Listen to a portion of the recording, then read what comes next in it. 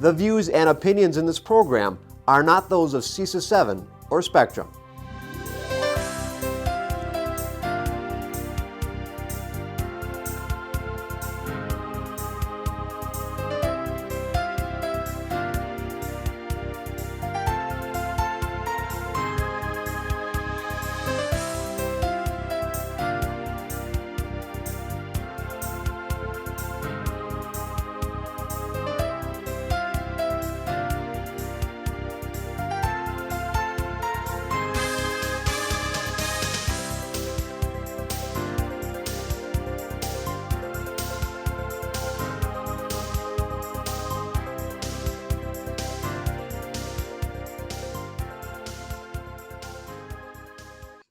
All right, I'd like to call the regular board meeting to order. And first I'd entertain a motion to go into closed session. Brenda, let's do roll call first. Oh, yeah. So Sandy, can you do roll call, please? Thanks. Becker, Here. McCoy, Here. Shelton, Here. Sitnikow, Here. Smith, Here. Vandenheuvel, Here. Warren. Here. All 7 board members are present, and then I'd entertain a motion to convene in closed session. Would you like me to read it? Sure, that'd be great. Sure. I always feel like I have to take a drink of water before I start this paragraph. All right. I move that the board convene in closed session pursuant to Wisconsin Statute 19.85, Pren 1, Pren C, considering employment, promotion, compensation, or performance evaluation data of any public employee over which the governmental body has jurisdiction or exercises responsibility, and pursuant to Wisconsin Statute 19.85, Pren 1, Pren F, or Pren F, considering financial, medical, social, and personal histories or disciplinary data of specific persons, preliminary consideration of specific personnel problems, or the investigation of charges against specific persons, except where par. B, implies which, if discussed in public, would be likely to have a substantial adverse effect on the reputation of any person referred to in such histories or data, or involved in such problems or investigations, to wit, administrative restructuring and assignments in pursuant to Wisconsin Statute 19.85, Pren 1E, deliberating or negotiating the purchasing of public properties and investing of public funds, or conducting other specified public business. Whenever competitive or bargaining reasons require a closed session, more specifically to it, potential property acquisition. The board will should I read the last part, Brenda, too? The board will reconvene. Do I need to read that too? Yeah, does she, Melissa? I think so, yeah. Okay, keep going. Okay. Keep The going. board will reconvene in open session at 6 p.m. pursuant to section 19.85 to Wisconsin statute to consider the balance of the agenda, which will include an open forum, board officer elections, system and monitoring report, and the superintendent's update. The board may reconvene in closed session after the conclusion of the regular board meeting for such reasons noted in this posting and pursuant to a proper motion. The board may return to open session to vote on items discussed in closed session. Is there a second? Second. Sandy? Smith, Who was that, Sandy? Smith, Aye. Warren, Aye. Vandenheuvel, Aye. Sitnikow, Aye. Becker, Aye. McCoy, Aye. Shelton. Aye. Carried 7-0. So we'll reconvene in we'll convene in closed session on the Google Hangout that you all have, and then we'll come back to open session at 6 o'clock. All right, I'd entertain a motion to reconvene in open session. Sure. I move that the board reconvene in open session pursuant to section 19.85, Pren 2, Wisconsin statutes to consider the balance of the agenda.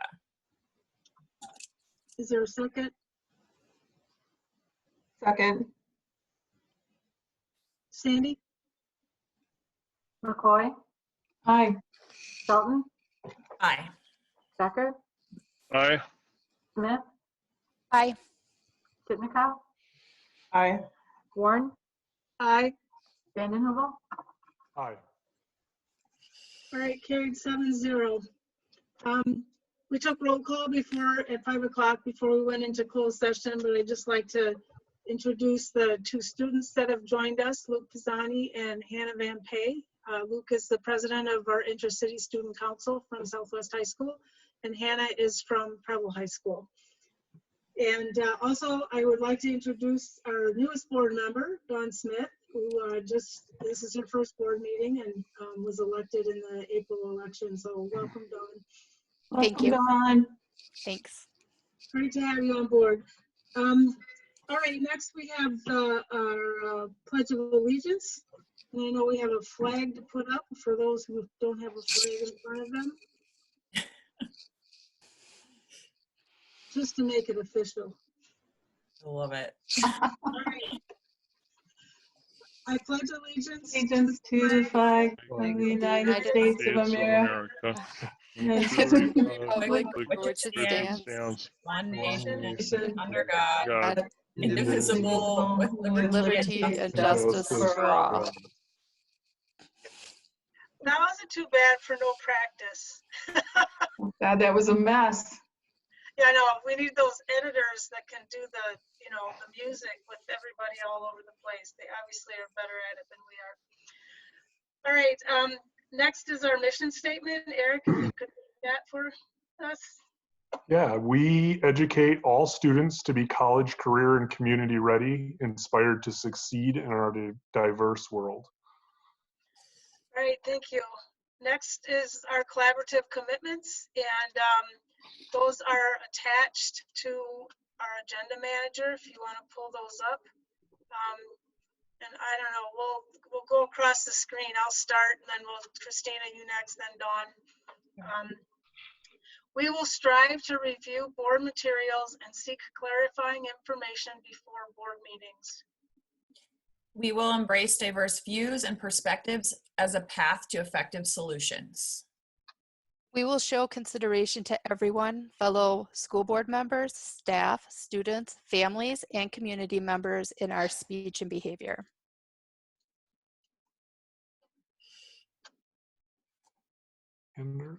Laura? Oh, number 4, we will consider the merits of ideas as the primary driver of our decisions. Next. I can't tell by my screen. Oh, okay, sorry, Andrew. We could all be in a different order, right? Yeah, mine's not in the same order. Okay. Okay, Andrew, go ahead. 5. We will offer our comments efficiently and succinctly and avoid repetition in order to keep board meetings to a reasonable length. Rhonda? We will create equitable and inclusive opportunities to promote community engagement. We will engage in conversations in a way that allows for all perspectives to be shared, considered, and valued. All right, next would be our opportunity for open forum, and we have a opportunity for people to fill a form out online, and we did not have anybody expressing an interest in either speaking to us tonight or having their comments read. So we'll move on to the Brenda, can I ask a question though? okay. Where are we at with the potential of allowing people to come in, much like the city does, where they can speak during the meetings? We had that Well- opportunity. We had that opportunity for people to indicate that they would like a call during our meeting, and we did not have anybody that indicated that they would like to join our meeting live. So is it the same format where they can be on video as well, or is it just a phone call? Josh, Yeah, Is it, it's it's just phone? it's audio only, yes, but Okay. it's live. Is there a reason why we're not able to do a video call-in? Just, I've been asked this, so I'd like to know what that conversation has been. One thing when Josh and I talked about it, I mean, I think I guess there's some concern of what could, someone do if they were coming in on video, if they were coming with the idea with the meeting with the wrong reasons, and also making sure that it works well with audio. I mean, I hope we're not stuck doing many more of these, but we might be one of the last places to be back to normal in this state too, with the way things are going. So, I mean, right now offering the phone, no one's even taking us up on it. So, Okay, but I guess my question though, and their question, I didn't hear you answer that. What is the reason why we can't do a video call-in?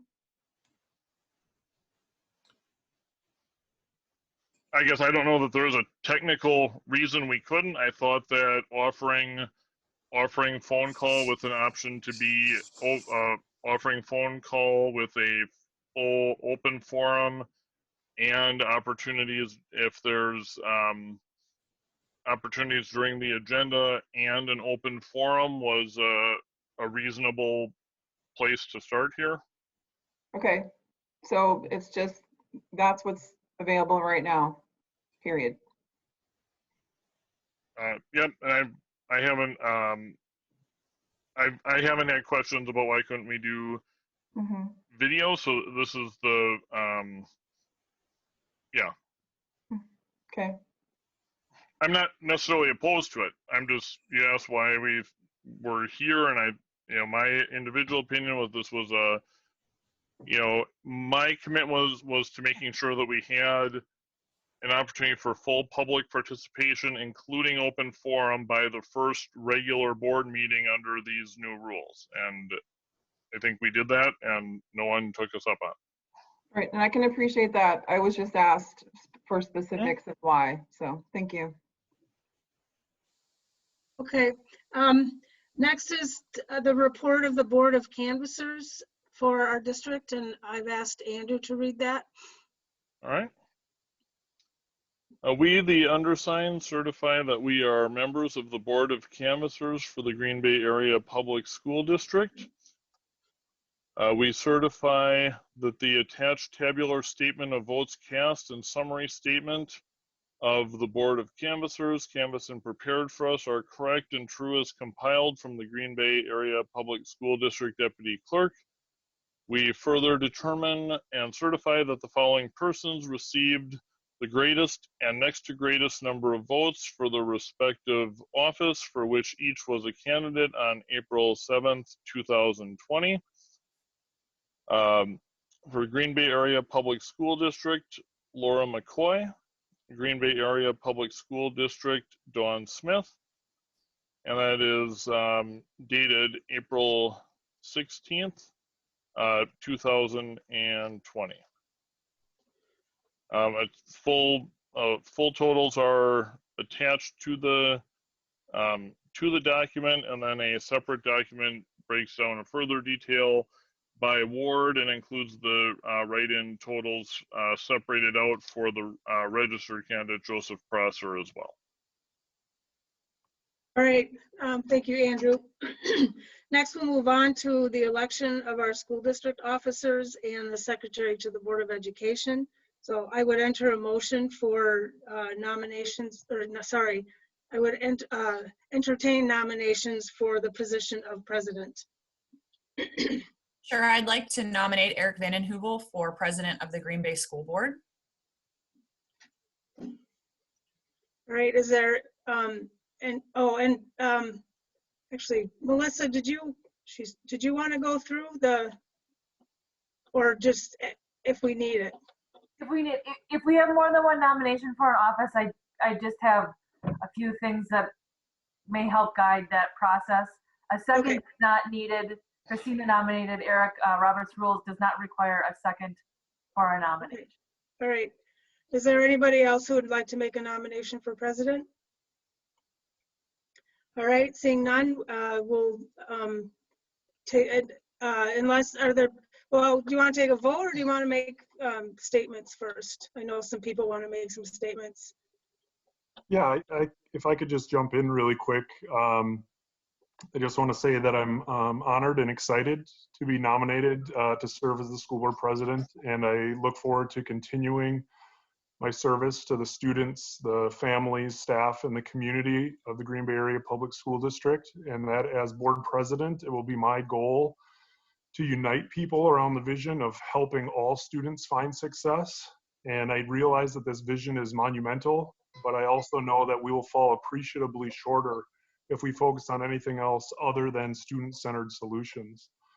I know that our district and public education in general are going to be facing unprecedented challenges in the coming months and years, and that navigating these challenges will require strong communication, flexibility, and intentionality. And I look forward to being a servant leader who's going to keep these traits at the forefront.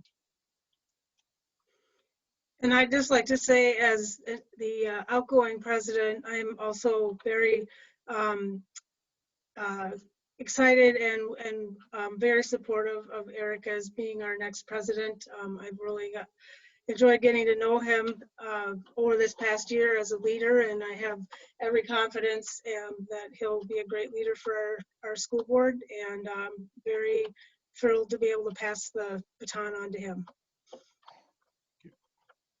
Can you, Brenda, can you touch on what a school board president is responsible for ultimately? What separates them from being a trustee? I think the board president works closely with the superintendent, primarily to determine agendas and determining how and when to put things on agendas, listening to what else is coming in from board members and of course all of us do that, listening to our staff and our community and bringing things forward directly to the superintendent's attention so that she, and in this case she and her management team can address issues as they come up and solve problems and look for solutions. And of course, the board president runs the board meetings. And I think the board president also is often the spokesperson for the board in terms of speaking with the media and other groups who want to hear from the board. The board is the board president is the spokesperson generally, although not 100%. Eric, I'm interested in your thoughts on that I guess that comment that Brenda just made. How do you feel about board trustees speaking to the media and representing their individual board member opinion opposed to a president speaking on behalf of the board? Like, where do you sit on that? Yeah, I guess I haven't put a ton of time and thought into that issue. Clearly, I can't prevent anyone from speaking to the media. I do know that when the media reaches out to our director of communications and says, hey, can I get a board comment on this? Frequently, she, in this case, Lori, would go to the board president, and that's something that I feel very comfortable with. But again, at the end of the day, I don't think that I have any ability to tell someone that they can't talk to the media. So I think that's where I come out on it right now. So you're supportive of board trustees speaking to the media? Yeah, if they want to speak to the media, I don't think I have the ability to tell them that they can't. Okay, but I just want to make sure I know that if you're supportive of that. I know that you can't tell them that, but are you supportive of it? I'm not supportive of it. I'm indifferent. Okay. Thank you. Eric, or sorry, Andrew? So I'm planning to support Eric tonight. I do think it is very important, and I've had this conversation with Eric. I think the new model that has been developed over the past couple of years, where there's some intentionality behind having a president, vice president team that come from a slightly different viewpoint. In this case, we had, I think there are, and I don't know, it's almost like it's a bad word to talk about the split on a board, but I'll point out again, as I've said before, when things have been 4-3, it's been about things like a choice between two good candidates for superintendent. It's been about a choice between, do we want to put somewhat more or even more into our needs of our highest need students. We don't have 4-3 votes about someone trying to get rid of art to save a few dollars, and there are plenty of districts that probably have those conversations. That being said, when there are some differences of opinion, I think it's important for president and vice president to continue meeting with the superintendent on a regular basis, and I would hope to see that continue. And I think that's an important thing for the board to keep that tradition going, probably even if a new superintendent has different ideas, because I think there needs to be different viewpoints in the room. And I think it was a huge step forward for representing a diversity of views to have that combined president, vice president, superintendent weekly meeting. So I would hope to see that continue, not just now because it's what we have going while Michelle's still here, but continuing forward. All right, Sandy? McCoy, Aye. Becker, Aye. Sitnikow, You're muted, Rhonda. Aye. Smith, Aye. Vandenhoevel, Aye. Shelton, Aye. Warren, Aye. Carried 7-0. And at this point, I'm going to hand the gavel, which I don't own, over to Eric, and he's going to run our meeting as our new president. Congratulations, Eric. Congratulations, Eric. Thanks, guys. I appreciate it. All right, so this is the hard part here, is running meetings now. I appreciate Brenda spending some time with me today, just making sure that I don't trip over myself too badly, but please be gracious if I make a few mistakes here. So we'll jump into the next item on the agenda, which is the election of our vice president. And anyone who would like to nominate someone for vice president? I'd like to nominate Christina Shelton. Okay, do we have any other nominations for vice president? Yes, I would like to nominate myself. Okay, Laura. Melissa, can you jump in? Is there anyone else who wants to nominate someone else for vice president? Okay, Melissa, could you just give us a little clarification on how we should handle this process with two people up for vice president? So we would, if you want to do a secret ballot, you'll need to discuss that and vote on that procedure. If you don't want to do a secret ballot, we would do a voice vote. Sandy will call on you individually and you will indicate who you're voting for. The successful candidate must receive 4 votes in order to be selected.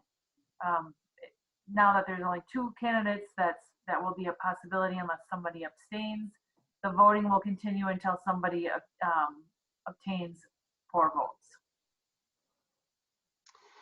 Okay, speaking for myself personally, I'm not interested in doing a secret ballot. Is any other board member interested in doing that? Okay, with that being said then, Sandy, I think you can call the vote. Actually, can I say Oh. something quick here? Yep, sorry, yeah, go ahead. Yep, thank you. I just had actually prepared something that I just wanted to share with everyone. So tonight I asked for your vote and your support for Vice President for the Green Bay School Board. First, I want to thank Andrew Becker for serving in this leadership role for the past year. I learned so much from you, Andrew, and I hope to continue that moving forward. And I also want to thank everyone who served as Vice President in years past. I really hope that there's guidance and mentorship opportunities moving forward. I am dedicated to the work of this board and our district and our teachers and staff. Our accomplishments and successes give us so much to celebrate and so much to be proud of. But we all know that there are changes and significant unprecedented hurdles that lie ahead.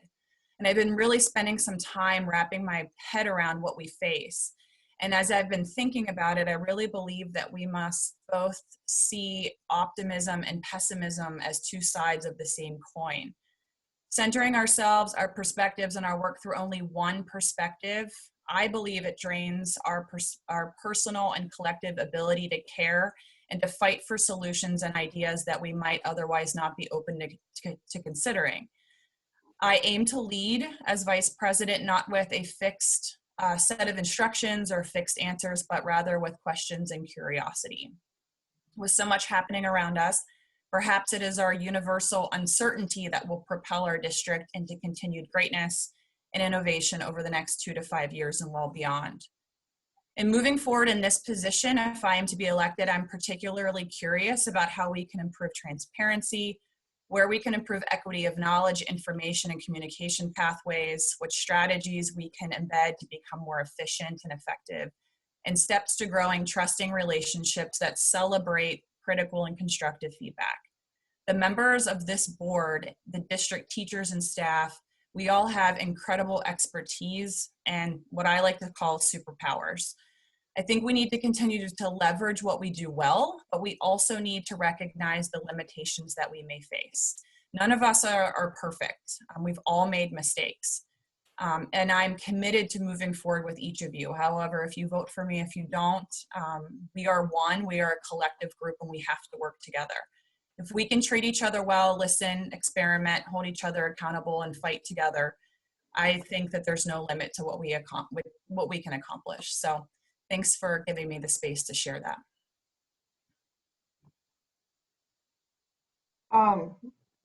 Can we hear from Laura, please? Of course. Thank you. So I'm throwing my hat into this race because a few things actually. In recent weeks, I've been hearing from people within our district and within our community that they would like me to take on more of a leadership role on our school board. These conversations have been very enlightening, and it's been made clear to me that the leadership on our board, how we make those decisions reverberates out into our district. That people are watching us, and they're watching our leadership. And a lot of the stuff they've been seeing has not been particularly positive. So people have reached out to me, and I think I have a lot of support within our district. I've worked hard at building relationships of trust and respect. I've done that for 3 years, and I think that I should be considered in this role.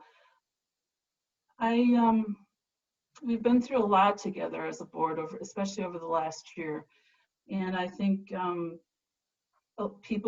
something that I've heard from people over and over again is they ask me, and these are people who work within our district, they want to know why the loud voices get all the attention, and the quiet voices of people who work in our district who have opinions and have feelings about the school board, why those don't seem to get the same amount of weight. So this is something that troubles me, and I feel feel like after hearing from all these people and the results of the last election surely indicate that I have support in this community, that I should be considered as vice president of the board. I realize I don't think I think everyone here knows that I don't have the votes, but I just want to send a signal out into our district to those people who have reached out to me and who are watching, that I have heard you and that I'm taking this step on your behalf. And that's all I have to say. Thank you. Thank you, both Laura and Christina, for your willingness to step up and for your statements. And with that, Can I Sandy? actually, Eric, Oh, yep. can Go I ahead, say Brenda. something? All Sure, right. go. So I have mixed feelings on this all over the place, and I won't go into detail on them. I do know that Christina has the votes to be our next vice president. I have had some trepidation about that, some reluctance.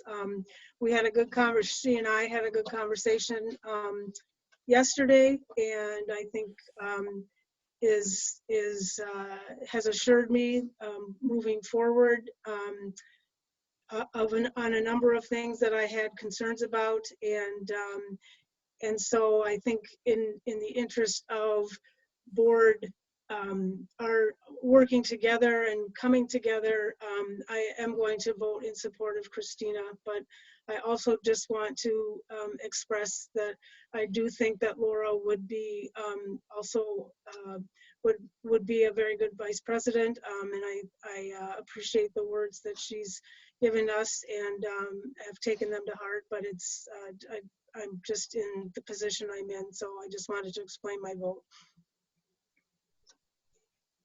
Go ahead, Andrew. I don't think, I mean, I'm planning to vote for Christina. I think Laura would do a fine job as well, and this is someone who's done it. I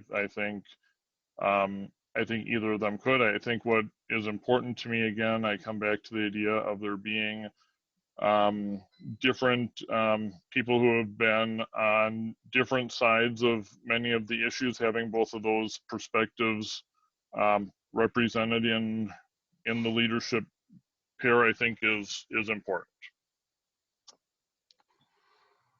All right. Eric, can I say something? Yeah. Okay, I'll be quick. It's also important to remember, regardless of you being in leadership on the board or a trustee, you have the ability to raise voices every day. We're all independently elected, and you have a platform to do that. So whether you're in leadership on the board or a trustee, we all have that opportunity and we have that duty. So regardless, you can do that. All right. Sandy, you want to call the vote? Hilton, Christina. Warren, Christina. Smith, Christina. Vandenheuvel, Christina. Sitnikov, Christina. McCoy, McCoy. Becker, Christina. All right. Passed 6-1 in favor of Christina. And I want to say, Laura, I applaud your putting your name in there. I think that that's important, and I appreciate what you shared, so thank you. Thank you, Christina. All right. The next election is for board treasurer. I'd nominate Andrew Becker. Any other nominations for treasurer? All right. Sandy? Becker, Aye. McCoy, Aye. Shelton, Aye. Vandenheuvel, Aye. Warren, Aye. Smith, Aye. Sitnikow, Aye. Pass 7-0. Next is the election of the board clerk. I nominate Laura McCoy. Any other nominations? All right, Sandy. Sitnikow, Aye. Smith, Aye. Warren, Aye. McCoy, Aye. Vanden Heuvel, Aye. Shelton, Aye. Thacker, Aye. All right, pass 7-0 for Laura. And the last election is the secretary to the Board of Education. I nominate Sandy Heller. Any other nominations? Is this a binding one-year term? Can't get out of it? 1 year. I'm sorry. All right, so I thought I'd try, last chance. Good All right, try. Sandy. McCoy, Aye. Vanden Heuvel, Aye. Thacker, Aye. Warren, Aye. Smith, Aye. Sitnikow, Aye. Shelton, Aye. Pass 7-0. All right, that ends our election of school district officers. We will move on to board appointments, board organization. The first agenda item is work session co-chairs. I've been thinking about this a lot because I would imagine that this structure could very well change with a new superintendent coming on. So my suggestion would be to kind of keep it similar for now. Dawn, if you want to replace on the committees, and I'll go through these in a second, but and if we decide that we want to switch these again, we can maybe relook at it if Mr. Murley comes in and wants to provide suggestions into a different structure. So with that being, yes, Eric, go can I ahead. just interrupt a second? These are in board policy, so if you want to change your work session co-chairs and your work session structure, then we'll just have to change board policy. But I just Okay. want you to make sure you're aware of that. Okay, thank you. That's a good point to clarify. So we have 4 work groups. The first is teaching and learning. Katie Maloney was on it, and so Dawn, if you're comfortable filling in that spot. And then Brenda would take my spot on the teaching and learning committee. The next, I'll just go through all of these here if anyone has any feedback. Organizational support is Andrew and Christina. Monitoring reports, Laura and Rhonda. And then the student services committee, Laura and Rhonda again. Does anybody have any feedback or want to suggest any changes to those? I have a question actually for the monitoring and the student services, because that's Rhonda and Laura. Is that combined in one meeting when you all meet, or is that 2 separate? I'm just curious if you have to do double what the rest of us are doing. That doesn't seem fair.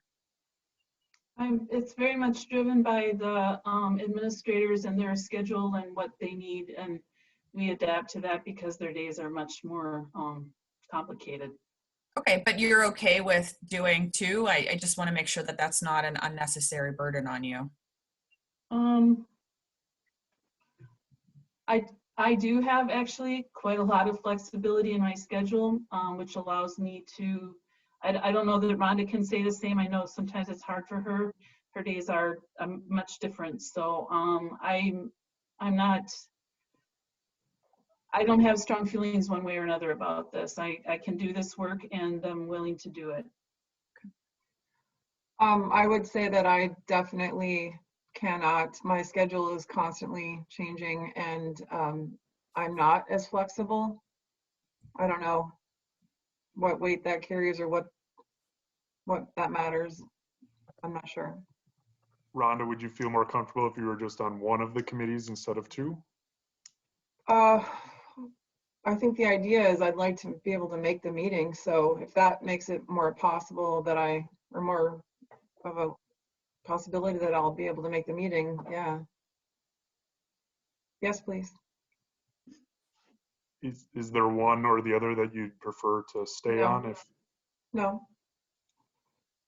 Does anyone have a strong feeling or opinion on either taking Rhonda's spot on either monitoring or student services? I'm willing to do student services because I was trying to serve on that committee earlier and my work schedule has changed a bit. So I'm happy to pick that up. But if someone else feels strongly, it doesn't need to be me. I'm just willing to do it. Anyone else? I'd be willing to do either actually, but I'd be interested in monitoring reports. But again, if Rhonda, well, the thing too, I think is that we've had 3 people on the student services group before. So it's possible, Christina, if you want to be on that group, and then you, Rhonda, and Laura could do it. And then it's, if one of you can't make it, there's still 2 of you there. So just hearing that, it would be on student services, Laura, Christina, and Rhonda. And then on monitoring reports would be Laura and Brenda. That sounds good for me. Okay. All right. Next on the agenda, legislative liaison. In the past, that has been Laura. Laura, am I correct in assuming that if somebody else wanted that position, you would give that up? Yes, I've been doing it for 3 years, and I'm ready to have someone else take a crack at it. I think Brenda said that she would like to maybe take it on, or Dawn possibly, if she wanted to take on something, new. So I would love to take that on myself personally. So what is the process here? If we have multiple people who want to be our legislative liaison, would we vote on that, or? I mean, it's not, it's an appointment, but I think if you wanted to take a vote, you can. Melissa's trying to talk. Okay. The legislative liaison by the board policy says that the board president shall appoint the legislative liaison. Okay. In that case, just looking at some other things, Brenda, I'm going to have you be the legislative liaison. Okay. All right. CISA 7 rep. So Dawn, this is something that I got voluntold to do last year as the new board member. I can tell you that the level of responsibility is very low. But if you're willing, part of your initiation is to be our CISA 7 rep. Are you okay with that? Absolutely. All right, thank you. Next item is WASB delegate and alternate. Am I correct in that we can push that off until the fall? We don't need to do that necessarily today. Is that correct, Sandy? correct. Okay, and is that in September? The last few years I've done that solely because I've been, it has a lot to do with who is available to go to the convention. And then this last year is just, it was a convenience thing to some degree. So anyway, yeah, it can be put off. Okay. Well, if that's the case, then we'll put that off till the fall. And then the last thing here is the Head Start representative. Laura, that has been you in the past. Are you still interested in doing that? I would like to continue in that work. I'm beginning to establish kind of a better knowledge of what's going on there, working with Sally, and that I think would be probably a good idea to have some continuation there right at this point anyway. I don't know about next year, but at this point, yes. Can I just ask a question? Because with all of the different like nominations, Rhonda hasn't had a spot. And so I'm just wondering, I just want to ask if that, and I hear what you're saying, Lauren, I'm not trying to step on your toes, but just want to see if this is something that Rhonda is interested or if no, because I just want to make sure there's equity of like what we're all responsible for. So Rhonda, is this something that you are interested in? Sure. That'd be great. Does it have to be one person, or is this like something similar to like the teaching and learning that there could be two of you? I mean, is there enough work for two people to do it? I think this is dictated, John, you can step in if I'm speaking incorrectly. This is dictated by the Head Start regulations and who needs to be on their governance council, and that's why it was one board member. Mm-hmm. That's my understanding as well. Okay.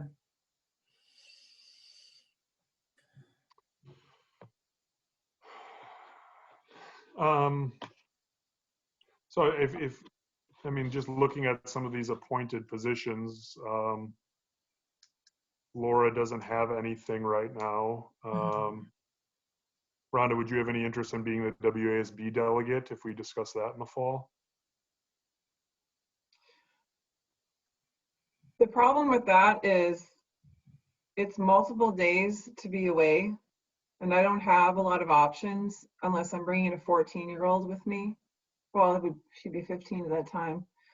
That's not always something I can commit to. Okay. It's just not. Sorry. Okay, no, that's all right. I'm just checking in. I would say, I'd like to just say too that, and this is delicate, but it probably needs to be mentioned that this next year will be pivotal for Kennedy, the transformation of Kennedy into a Head Start. And there's, you know, there was a lot of controversy about that at the time. So I think that there might be a higher comfort level with me, but that shouldn't be the deciding factor. So I'm just putting it out there. Laura, do you mean Jefferson as the Head Start? No, yeah, I'm sorry. Jefferson is being transformed into a Head Start, and you know, I've started that process. I've been part of that process up to now, but now, of course, things are very different because of the inability to meet, and I don't honestly know exactly what the status is on all that right now, other than I think it's going to go ahead. It has to, and I haven't heard much lately at all. So what I'm inclined to do is, Laura, to let you see through the work that you've been working on with that transition piece. I hear that. Even if it's unofficially, I'd like Rhonda to also be on that in close to the Head Start work. And if we can plan for an official transition at this time next year. But you know, certainly having her included in the communication and any of the meetings and notes to provide a little bit of that transition, I think would be helpful. So Laura, you can stay as... It's not currently a big time commitment, but I think maybe as the summer goes on, it might be more. I'm speculating. Yep, and if you can work with Rhonda just on updating what that kind of looks like and bringing her into the loop on any communications, that would be appreciated. Okay. Thank you. Eric? Yeah, go ahead, Andrew. Yeah, so maybe if Rhonda's open to this, maybe Rhonda and I in some configuration could be either Rhonda's the delegate with me being pretty able to say that yes, I could go if she couldn't, or vice versa. You know, the delegate assembly is is one day. So if you had to go down and not be at the convention the whole time, the key work of that delegate is done in one day, correct? Or they have the pre-meeting the night before. It's one overnight in one day. So probably between the two of us, we could make that work. And if something came up for Rhonda, even on short notice, I think I'm in a position now different than other years where I could commit in advance to being available on the days and for me, it could be all the days, unless something very unusual happened, and that would only happen with a lot of advance notice too. Andrew, can I just be honest? I'm not interested. Okay. So, thank you though. Sure.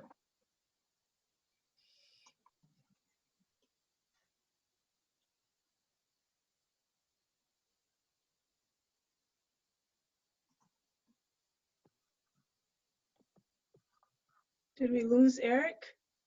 I'm back. Oh, there you are. I just wanted to give Christina a heart attack. First meeting, she's in charge. I was like looking at the agenda thinking, oh gosh, is he coming back? Just to be clear, there's no confusion because Kennedy was mentioned accidentally. There's no proposal of live proposal about anything for Kennedy. It was it's references to Jefferson being converted into the Head Start. I apologize. No problem. All right, are we ready to move on? All right, next agenda item is 2020-21 board meeting dates. I think most of it is pretty standard. The one change that was made, Christina made a suggestion back in January that we move the second meeting in January to the 4th week to avoid Martin Luther King Jr. Day. So that is reflected in the new calendar. Did anybody else have any questions or concerns with the calendar?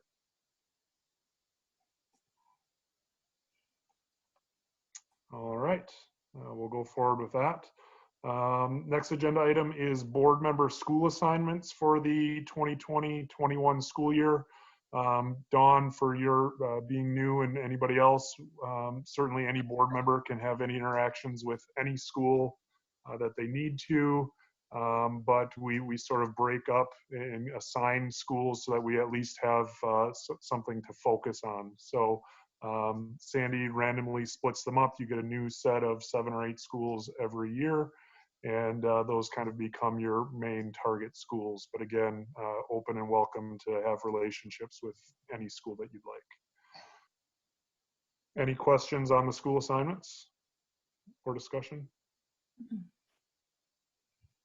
All right, next agenda item is the minutes. I'm looking for a motion to approve. So moved. Second. Sandy? Oh, sorry, we can go all in favor of that one, can't we? All right. All in favor? Aye. Aye. All right, opposed? Aye? No? All right, next agenda item is monitoring reports facilitated by Laura. Laura, do you have anything for that today? No, there's nothing. Okay, I didn't see any, but just wanted to make sure. Then we'll move on to superintendent updates, and that will be handled by Michelle. Thank you. I'm going to start with the monthly calendar, and I'm questioning something on it. So when we get there, I'll make sure I clarify. We will be going virtual in May. Obviously, we're in safety and safer at home, still social isolating and so forth, and distancing. We'll be virtual May 4th, teaching and learning work session at 6. Immediately following will be the organizational support work session as well. May 18th is the regular board meeting, and that's at 6 o'clock, and that will be virtual. May 21st, we're listed to have the meeting with our student leaders, the ICSC meeting at 7 a.m. Are we planning 7? What? No, it was supposed to be 7:30. Okay, just wanted to clarify. And Luke and Hannah, are you getting up at 7? Would you be ready? No, I'm kidding. What time are you starting in the morning? What's the earliest you start? With school? Yeah. Okay. Maybe I can do whatever I want. I haven't started my schoolwork for today yet. Okay, so you're flexible. Yes. And Hannah, can't hear you. Hannah, you're muted. Sorry, I always do that. I'd say 11 at the very earliest. Okay, so this will be a big stretch at 7:30, but I just want to get that out there as well. Looking forward to next month though with our report. So that'll be a good time to bring that school start time task force forward. May 25th then is Memorial Day, and all school district buildings will be closed, but everything will be closed that day. And again, the ICSC meeting is scheduled for 7:30. So we'll go from there. The next item I have, Eric and board members, is the fiscal impact of COVID-19 on the district.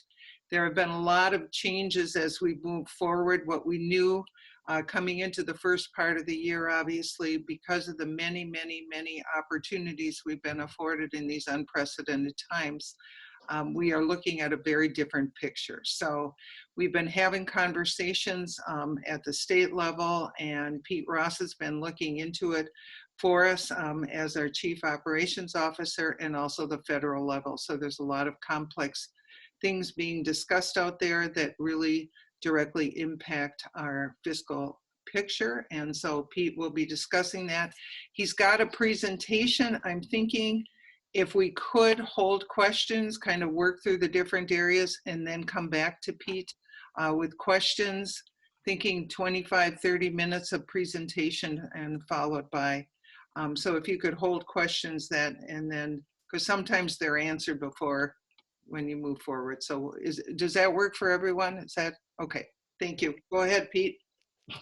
Thank you, Dr. Langenfeld. I'm going to go in chunks, so to speak, probably about 5 minutes for each chunk. And I think I've got about a dozen or so. So we'll see how long that goes. Hopefully I'll wrap it up within the time that's allotted. So I need to move through this quickly.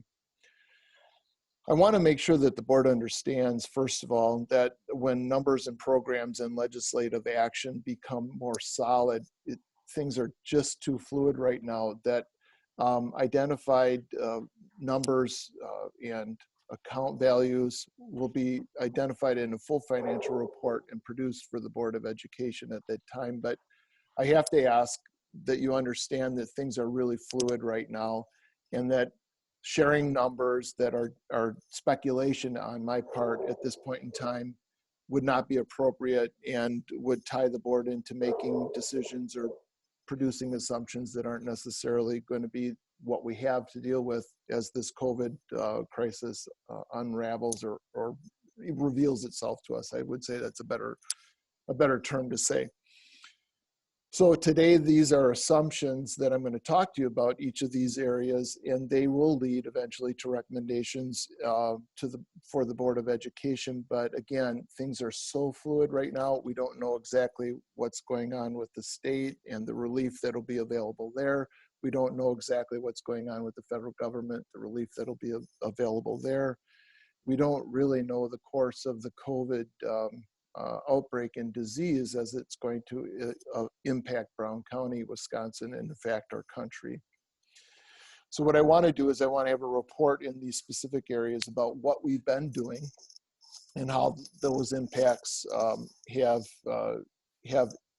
affected the everyday life of all of the people in this school district that are children being served by our school district, families that are being served by our school district, and of course our employees.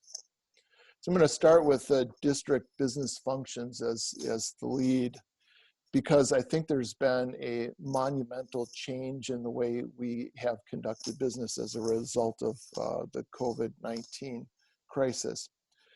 Our accounts payable programs, our accounts receivable programs, and our payroll department have been dramatically changed. We have converted to an off-site response, and the locations from which our employees are working are from their homes, so they are telecommuting. So all payroll, all accounts payable, and all accounts receivable is being conducted remotely. And that in and of itself was a Herculean task. In addition to that, we are doing all of our accounting remotely as well. We have not had an employee from the district business office in the district office, with the exception of one individual who's been coming in, checking the mail and making sure that when and only when hard copy checks need to be printed, can be printed. We have not resorted to putting a micro check writer printing machine in anyone's home. So that's still being done at the district. Food service is another area that has dramatically changed its operation. As you all know, it's been a very public change, because in our food service department, we have our workers working at 14 different locations, as well as the district auxiliary services building in preparation of the meals. To date, from the closure, and you all know that the closure happened on March 13th, we had a week break in there of spring break prior to the food service beginning in its operations in the community at these 14 locations. So since then, we have served 240,000 meals. That's 250,000 meals have been served. We are using 14 sites. We use refrigerated trucks to get those food to those sites. And then we are using and partnering with about 20 community volunteers who are helping out to get foods to folks in areas where it may be difficult for them to get to these 14 sites. The capacity that we have is stretched to its limit, primarily due to the fact that we are using every one of our refrigerated trucks to get food to those locations. It would be very difficult for the district to expand without expanding greatly employees as well as equipment. In terms of the ASB operations, or the auxiliary services building operation, mail has been dramatically altered. In other words, school buildings aren't receiving mail from the U.S. Postal Service. Everything is being routed to the auxiliary services building, where the mail is then sorted.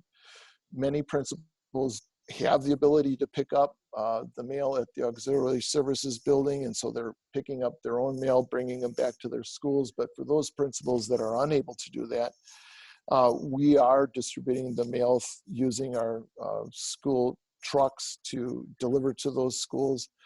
We have had to hold a few purchase orders at the beginning of the COVID crisis due to the uncertainty of how we were going to receive these items, but now we've got a process in place where all of those purchase orders have been allowed to be released, and we have a process for receiving goods at the ASB, and a process for getting those goods and those services shipped back to the schools.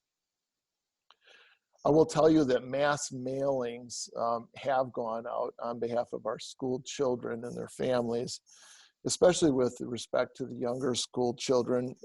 We have completed one entire mass mailing where all students in the district receive books as part of their curriculum for elementary education, and we're producing another mass mailing that will be going out within the next week. So the postage system that we have a postage meter at the auxiliary services building where we post and put stamps and postage on all of our mailings. We've had to charge up the postage meter several times, and usually we charge it up at $15,000 a crack. So you understand that we're doing massive mailings out to our families, our children and our families. We have also extended 2 different times. We've extended school building purchases. So in other words, if during this COVID crisis, if principals weren't able to get their purchases made for the school year at the deadline that we gave them, we did extend that deadline twice, so that we're trying to work to make sure that everybody has maximum flexibility. But we are at the point in time now where the data that we're reviewing and that is coming into us as a result of the COVID crisis needs to be solidified, and reports need to be made, and I need to be able to get more concrete information to the Board of Education. COVID crisis really began for us in earnest when the governor closed schools on March 13th. We had a week of spring break in there. So in reality, there wasn't a whole lot of school left in March.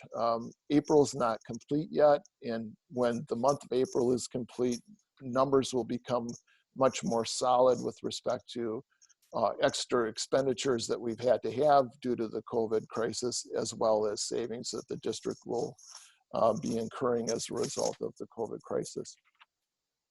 Probably the two biggest areas outside of business that I've been involved with that have had phenomenal change, and you will get reports, I'm sure, from those directors as well as time goes on, but human resources is fundamentally changing the way they do business. It's just an unbelievable task that they've taken on in order to interview people in a virtual world. Just monumental changes going on in human resources. And then the other area is technology. The people that have been working in the technology department have been heroes in my book. It's just amazing to see the work that they've been able to accomplish so that our children remain connected to their teachers. I don't want to leave out in any way in these reports teaching and learning, but that's not my bailiwick. That's not where I've been putting my work in. But I guarantee you that we have some of the best teachers in the state, in fact, probably even in the country, doing the unbelievable work that they are, getting education services to our children, as well as administrators that support that in teaching and learning. Everybody has been working extraordinarily hard. So having said that, unemployment is a topic that continues to come up, and there are questions that do revolve around unemployment, and potentially specifically insurance as well. But let me take a look at unemployment first. One of the things that we've looked at very seriously with respect to unemployment is what is the impact on the school district with result to laying off individuals or departments or whole groups of people. One of the things that always besets a public employer is the fact that in Wisconsin, public employers have to pay dollar for dollar every cost of the unemployment insurance. Now, there's been some legislation, there's been some acts by the federal government that have been taken place recently that is putting into question whether or not the federal government will reimburse the states for the unemployment during this COVID crisis. In fact, the governor did put into law Act 185, and on Friday we received a legal opinion with respect to unemployment that potentially some of the unemployment costs for a school district or other public employer may be picked up by the federal government. I'm going to remain very fact-based in terms of how I look at this. And when I take a look at the burden on the federal government that is being passed to the states as well with respect to this COVID crisis and the financial implications thereof, I'm not certain that the unemployment compensation fund is going to be adequately reimbursed by the federal government and or by the state. And so I think we do have a concern there and a worry that in this crisis, if the financial burden becomes that difficult, would public employers be reimbursed? In addition to that, it's very clear to me in my reading of the CARES Act that the federal government is requesting public employers in particular to have their employees remain whole and not be put on unemployment. One of the conditions of the CARES Act and the reimbursement of school districts through the CARES Act, and eventually I'll get into that in a little bit more detail, is that they keep employees and they keep contractors as employed as practically as they can. There isn't a clear definition out there what that practicality means.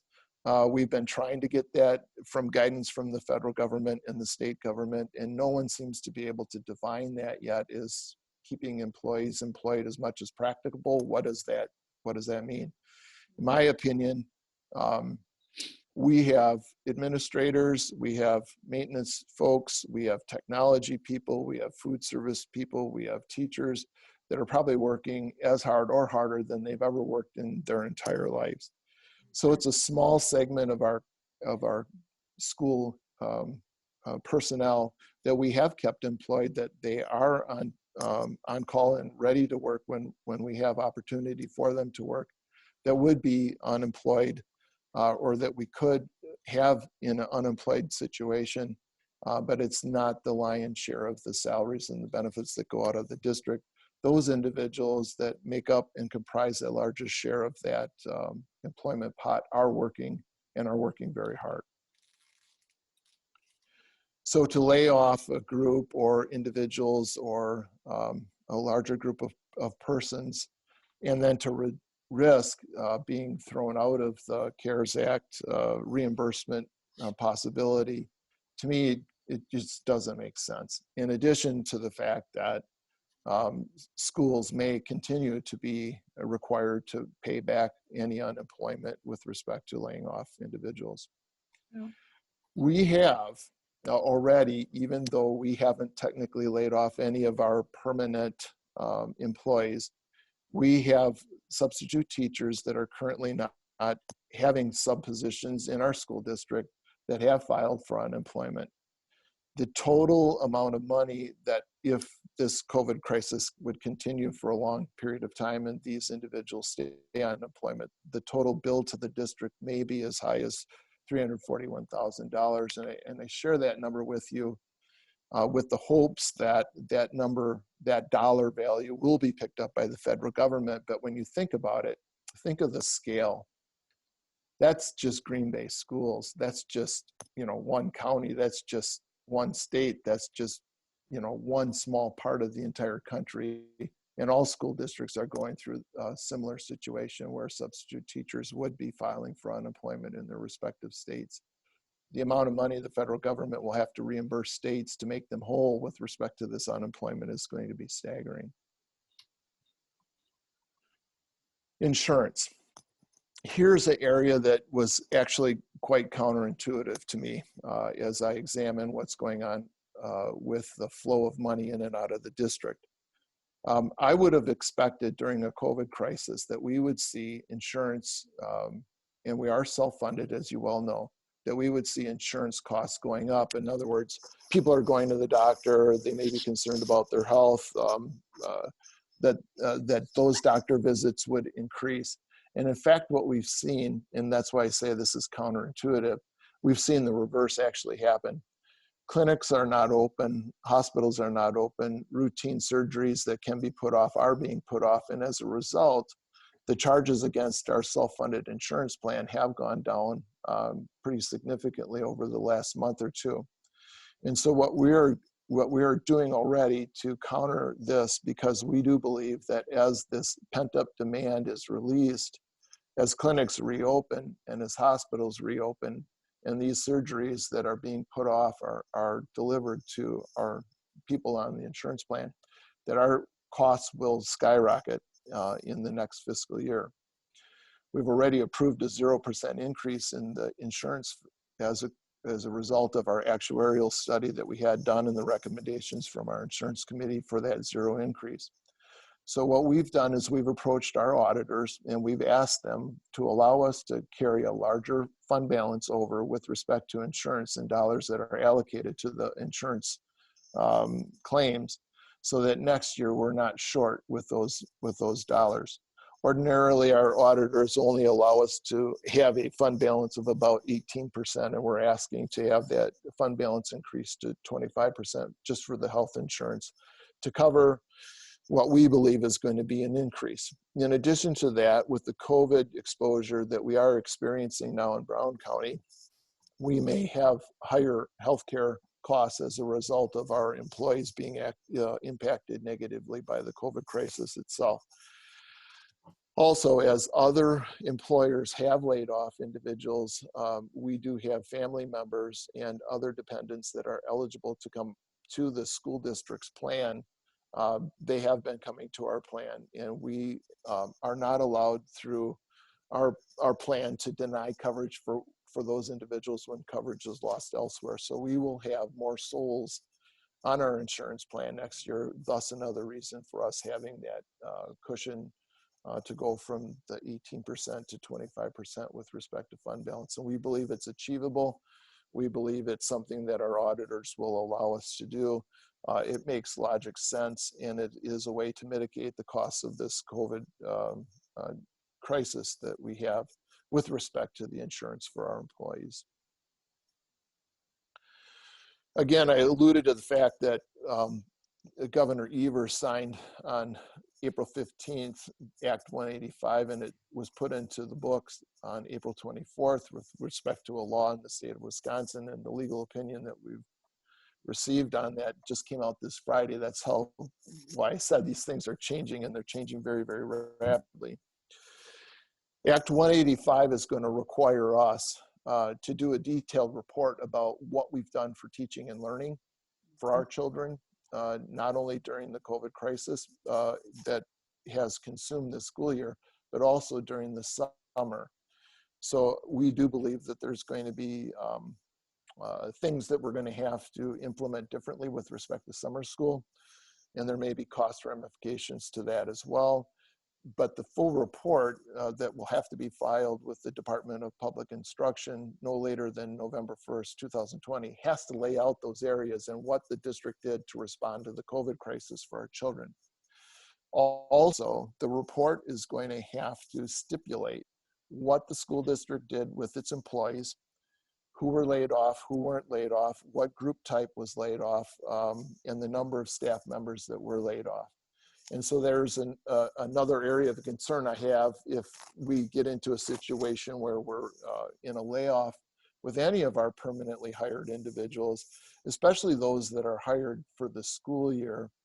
If they're laid off during the school year, those unemployment benefits would extend to those employees during the entire summer. And that's not normally the case with a school year employee. School year employees given a letter of employment promise for the next school year. So during the summer, they are not eligible for unemployment. So that would put additional financial burden on the district to be able or to have to be responsible for those unemployment benefits during the summer. We also have to report what food service did. We have to report the number of meals. We have to report the number of employees that were working in food service. We have to report the locations where meals were being served. So these are reports that have to be filed with the DPI. In addition to that, we have to track expenditures very carefully where they increased and where they were reduced.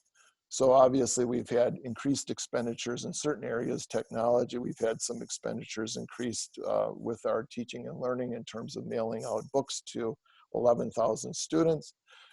Those are some very large bills that we've had to pay. We also will have some reductions in utilities. Not a lot in natural gas, but electricity is going to be a reduced cost to the district.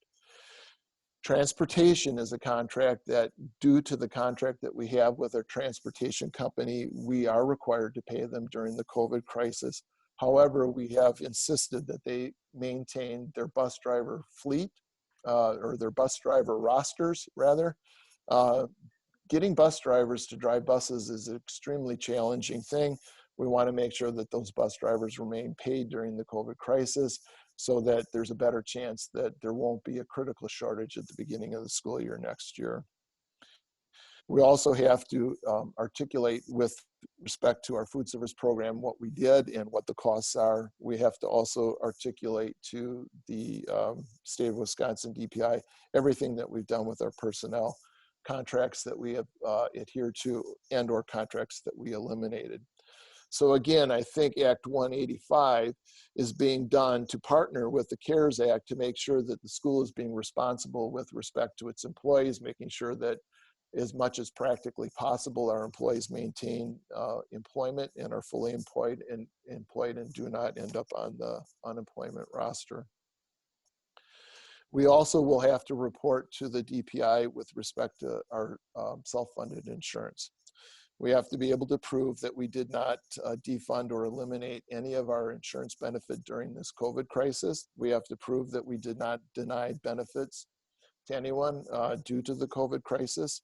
We have to prove that we did not deny coverage to new employees or new members. And we have to prove that we did not cancel coverage due to the COVID crisis or any type of diagnosis thereof. So those are all things that are going to have to be reported to the Department of Public Instruction as per Act 185. We've had some federal legislation as well. The Payroll Protection Act, which didn't apply directly to schools, that was more for small businesses, as you're well aware if you listen to the news reports and the concerns across the country with respect to the funding of that program. The CARES Act is the act that will be more impactful for school districts. The intention is to get reimbursement for all of the extra costs due to the district as a result of the COVID exposure. So we have instituted accounting protocol so that all of these extra costs that we're incurring now are tagged with the special account number so that when it comes time to produce these reports, we'll be able to pull them from our accounting system and have accurate reporting out to the state and potentially even to the federal government. Our understanding is the CARES Act will provide about $47 million to the governor for distribution in the state of Wisconsin, how the governor sees fit. And I just want to highlight to you how small amount of money $47 million is. When you take a look at the amount of money that's spent in public education in any given year, it's about $10 billion when you consider property taxes and state aid and the amount of money going into public education. So $47 million is a drop in the bucket for the governor with which to mitigate expenditures from the state of Wisconsin due to the COVID crisis. It's just a small pittance. None of it has to go to education. We don't know if any of it will, but the CARES Act provides Governor Evers with $47 million of relief. Again, not a lot of money. So that has me concerned with what the CARES Act will provide for public schools. The money that we get, that we're allowed to receive and attempt to get reimbursement for our COVID expenditures will come through Title I to the district. There's 14 things that we can spend the money on, all have to be related to COVID, but we have to prove that we spent that money in order to get that reimbursement. And again, when I talk about the $13.5 billion that the federal government set aside for that nationally, I just don't know how much money is going to come to the state of Wisconsin for that, and then how much money will eventually get to Green Bay schools. Just like all the other titles, the state of Wisconsin will take 10% right off the top for their operations, and then the 90% will get pushed out to schools through the Title I program, but we'll have to identify and quantify all of our expenditures in order to get reimbursement. So we're in the process of doing that. Again, federal assistance to the state is going to be a topic that'll be in the news. It's going to be important for the school board members to watch the news and to see what's going on in the federal government with respect to that assistance to the state. Plain and simply, we've got a state of Wisconsin that depends upon gasoline tax, sales tax, and income tax. That's how the state gets its money. So if a large portion of the population is unemployed for a long period of time, income tax is going to go down. If retail and hotel and restaurants are closed for a long period of time, sales tax and room taxes will go down. And we obviously all know that gasoline tax revenues, a tax that the state of Wisconsin gets on every gallon of gas sold in the state, that surely is going down as well, because we know gas prices are very low and few people are driving. During the Safer at Home order, people are filling up their cars far less frequently. All of those things will have a negative impact on the state of Wisconsin. So when I take a look at the news or watch the news and keep an eye on the information that we're getting through the federal government, Department of Education, or through the state, the Department of Public Instruction, I am really honed in on how much money the feds are giving to the state, how much the state's going to pass on to schools, what's the economic condition of the state of Wisconsin, and what's the possibility of a budget repair bill coming up. I know Brenda is going to be your legislative liaison for the next year going forward. That's something that we have to keep a very close eye on when that budget repair bill comes, if it comes. What is going to be the financial impact on this school district? Again, I went through energy and utility costs. I think we're not going to have any savings at all with respect to natural gas as a result of the winter being pretty much done at the time the COVID crisis hit us.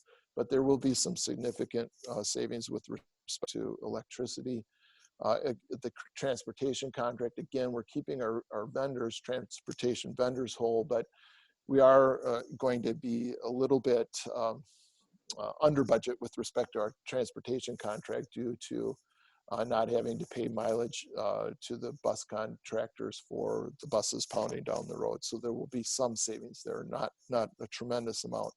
But as those savings again become better known, our billing for our bus contractors is normally a month or two delayed. So we're not realizing what those savings are yet, but when they are realized, you will be among the first to know. We are spending more on instructional materials and posters. There's no doubt about it. I was just informed today of another $250,000 that will be going out to get books in the hands of our children.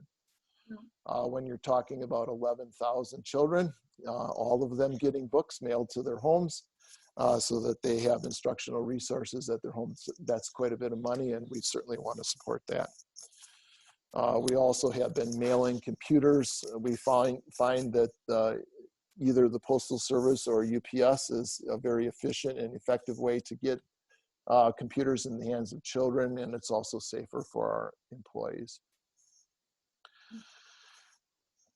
I have heard, and I just want to make sure that you're all clear, because this has not come from me. I have heard some of the scuttlebutt about cutting budgets and cutting and doing. I just want you all to know that if we keep our heads cool, we can maintain the things the way they are this year, next year. I've not asked any building principal to cut any of their budgets. Our budget process went out as it normally would, as it always does every year. Budgets have been being returned to us for assimilation into the master budget, and we have not asked people to cut. So I just want you to hear that from me personally, that has not happened. Now, having said that, I have said over and over and over again that this is time for us to sit back and see what happens and to keep our heads cool and to make sure that we have the resources to go into 2021, to have 2021 be as educationally sound and as educationally impactful as 1920 was. So we are in that position. We are in that position to be calm, to be cool, and to go forward in next school year in similar fashion that we've done this school year. In addition to that, I think it's also important for you to understand that if you accumulate all of the 60,000 accounts that we have in our master budget, at the end of the year, many of those budgets are not spent completely and fully out. And when you accumulate all of that money, you end up with about 1% of the total budget. It's important for the board to understand that 1% is there in the time of need. So as we enter next school year, in conversations that I've had with the senior level cabinet members, we're going to be facing unprecedented mental health issues. I'm certain of it, with respect to our students and with respect to our employees. And it's important for us to be able to have the flexibility to maneuver. So I have been very clear with senior level administrators. While I'm asking us to take a pause, we'll replace all of the teachers that have left through attrition or retirement. I'm asking to take a pause on additional staffing. I want to see what money we have coming into the district. That's not known yet. And I also want to see what burden we have that's facing the district with respect to mental health issues. And I do believe we're going to have to be flexible enough and have the resources to handle those issues when those children come to school in the fall. You've done some really nice things in this school district. with respect to passing Fund 46. I thank you for that.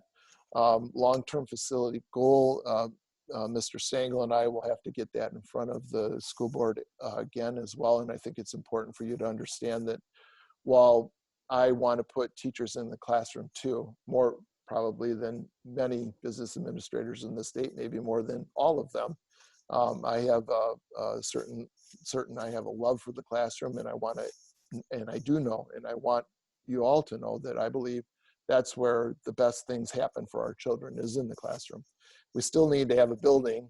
We still need to have facilities in order to run those operations so that teachers can teach and all of the things that teachers need in order to teach. So the facility and the long-term planning for facilities is still very critical. There's one thing also that you need to consider yet, and that's a Fund 73. Fund 73 is a way for the school district to fund post-employment benefit obligations that the district has now as a pay-as-you-go situation. Whether we can put any money in that fund, whether we can put any money in Fund 46 is not determinable at the present time. But the structure in order to do this needs to be set up so that that would be a tool that the board would have in its toolbox to use for fiscal management. Having that 1% available for fiscal management too better positions the district so that they can you guys can maximize aid and produce the best situation for your children going forward with the most support coming from the state of Wisconsin. If you're spending fund balance every year and you're not able to accomplish that, to have the flexibility to, at the end of the year, to manage that aid, you're going to end up with less resources. I know that seems a little bit counterintuitive, but if you have the resources, if you've been in a family, the type of family that's been able to set aside a little bit of money so that you can weather the storm, you're financially much better off, and your picture inside your family is a more healthy picture with respect to your finances. The same is true for a school district. The fund balance is important. We will be meeting with our auditors this year with the understanding that in the absence of a structured plan to work with the fund balance, in other words, if there needs to be a plan that you're going to spend some money out of fund balance to get through the next fiscal year, that may be a possibility. That needs to be a plan that needs to be articulated with your school district auditors so that as you do that, you're not putting the credit rating of the district at risk and increasing your credit rating. I think if it's planned as a strategy, it will be accepted by your creditors and your credit rating agencies. If it's not planned as a strategy, it will be a knock against the district and cost the district more with respect to getting money. Which brings me to probably the last topic that I wanted to discuss in detail. It's my understanding, and we've been told, that tax collections for property taxes and the bill that would, or the money that would come to the school with respect to property taxes may be delayed in August for about a month. And in a typical school district, it's not a huge burden, but in Green Bay, it is a little bit more of a burden because of the size. So we have been doing cash flow analysis and forecasts from the beginning of the COVID crisis to make sure that we're not going to be in the position where we have to go out and cash flow borrow. Again, you know, the creditor's credit rating is important. Our property tax money that we get from the municipalities in August is about $23 million this year. That's what we're estimating. And that, you know, within a few $100,000, I'm sure I'm accurate. That's going to be delayed most likely about 30 days.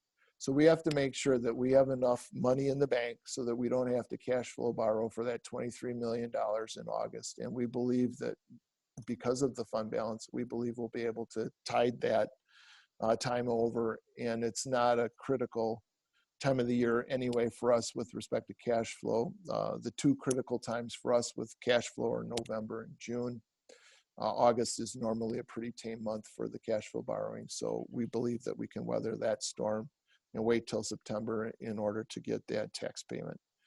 But those are the types of things that with our ears to the rail, we can be best prepared for, so that I'm not coming to the school board with the surprise.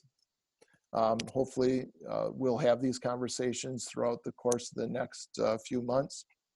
You'll get a really good picture of where we're going to end the fiscal year. We probably will put money in fund balance. It will be done as a strategy in order to stave off the wolves for the next fiscal year. In the worst case scenario, we believe that we'll be able to go forward as we did this year in similar fashion and not have a negative impact on children. The 2021 budget forecast, these are the things that I want you to be watching out for when you're looking at the state of Wisconsin and the impacts that might occur there. We have the ability, according to the last biennial budget, to go up to $10,000 per student for our revenue cap. And that gives us about $3.5 million in extra revenue by doing that.